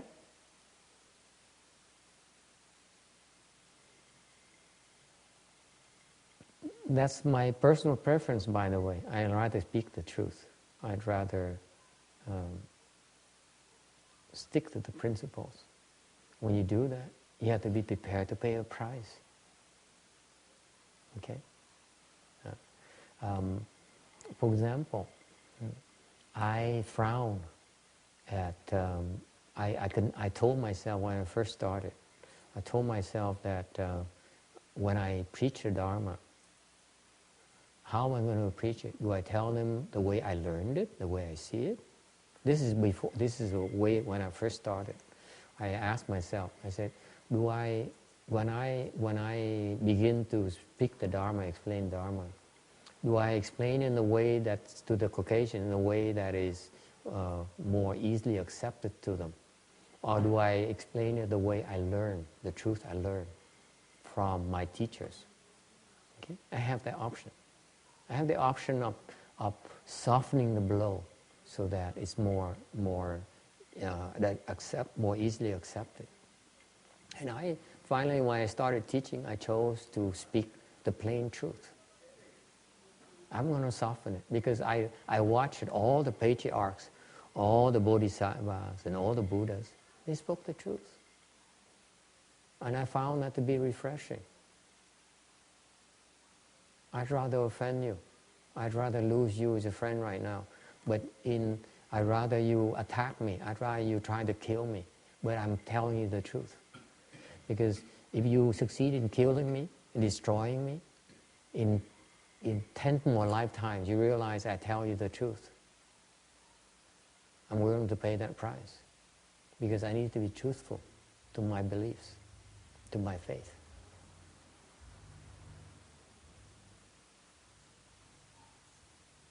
Okay? Each person is different dharmas. There are teachers who choose the easy way. They talk about love. They talk about things that people want to hear.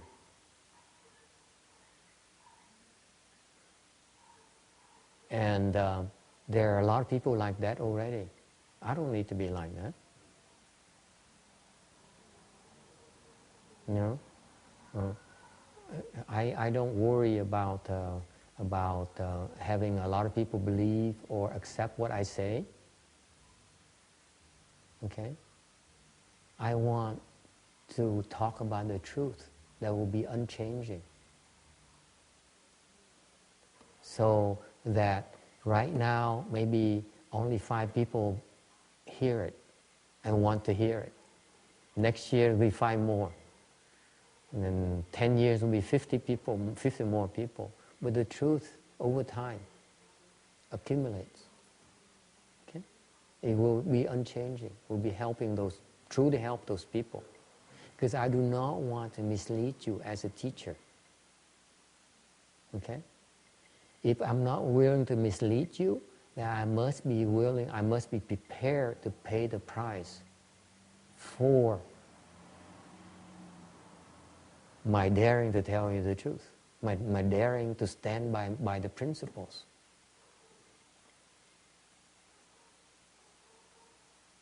And that's why I chose not to compromise my value system.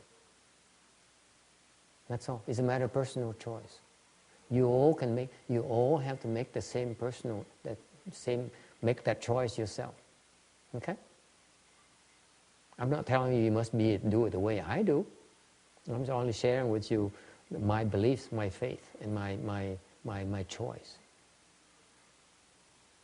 That's all. Of course, you personally, you can do it. You soften the blow and make it easy for people. And there's time for you that you can do that. Okay? But my time right now as a Dharma speaker, as a Dharma master, I tell you what I know. Okay? That's how I choose to live my life.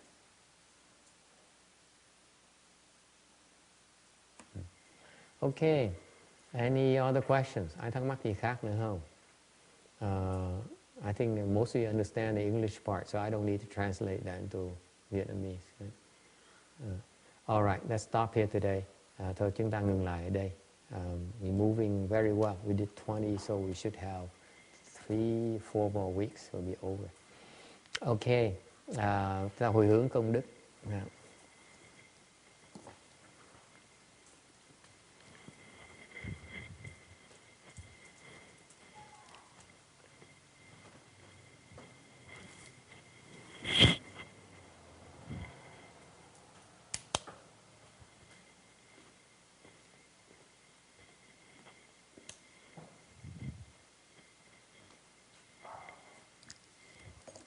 May these merits and virtues adorn the Buddha's Pure Land, repaying the 4 kinds of kindness above, aiding the threefold paths below.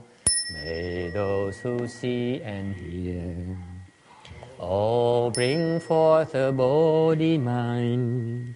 And when this retribution body is done, be all born in land of utmost bliss.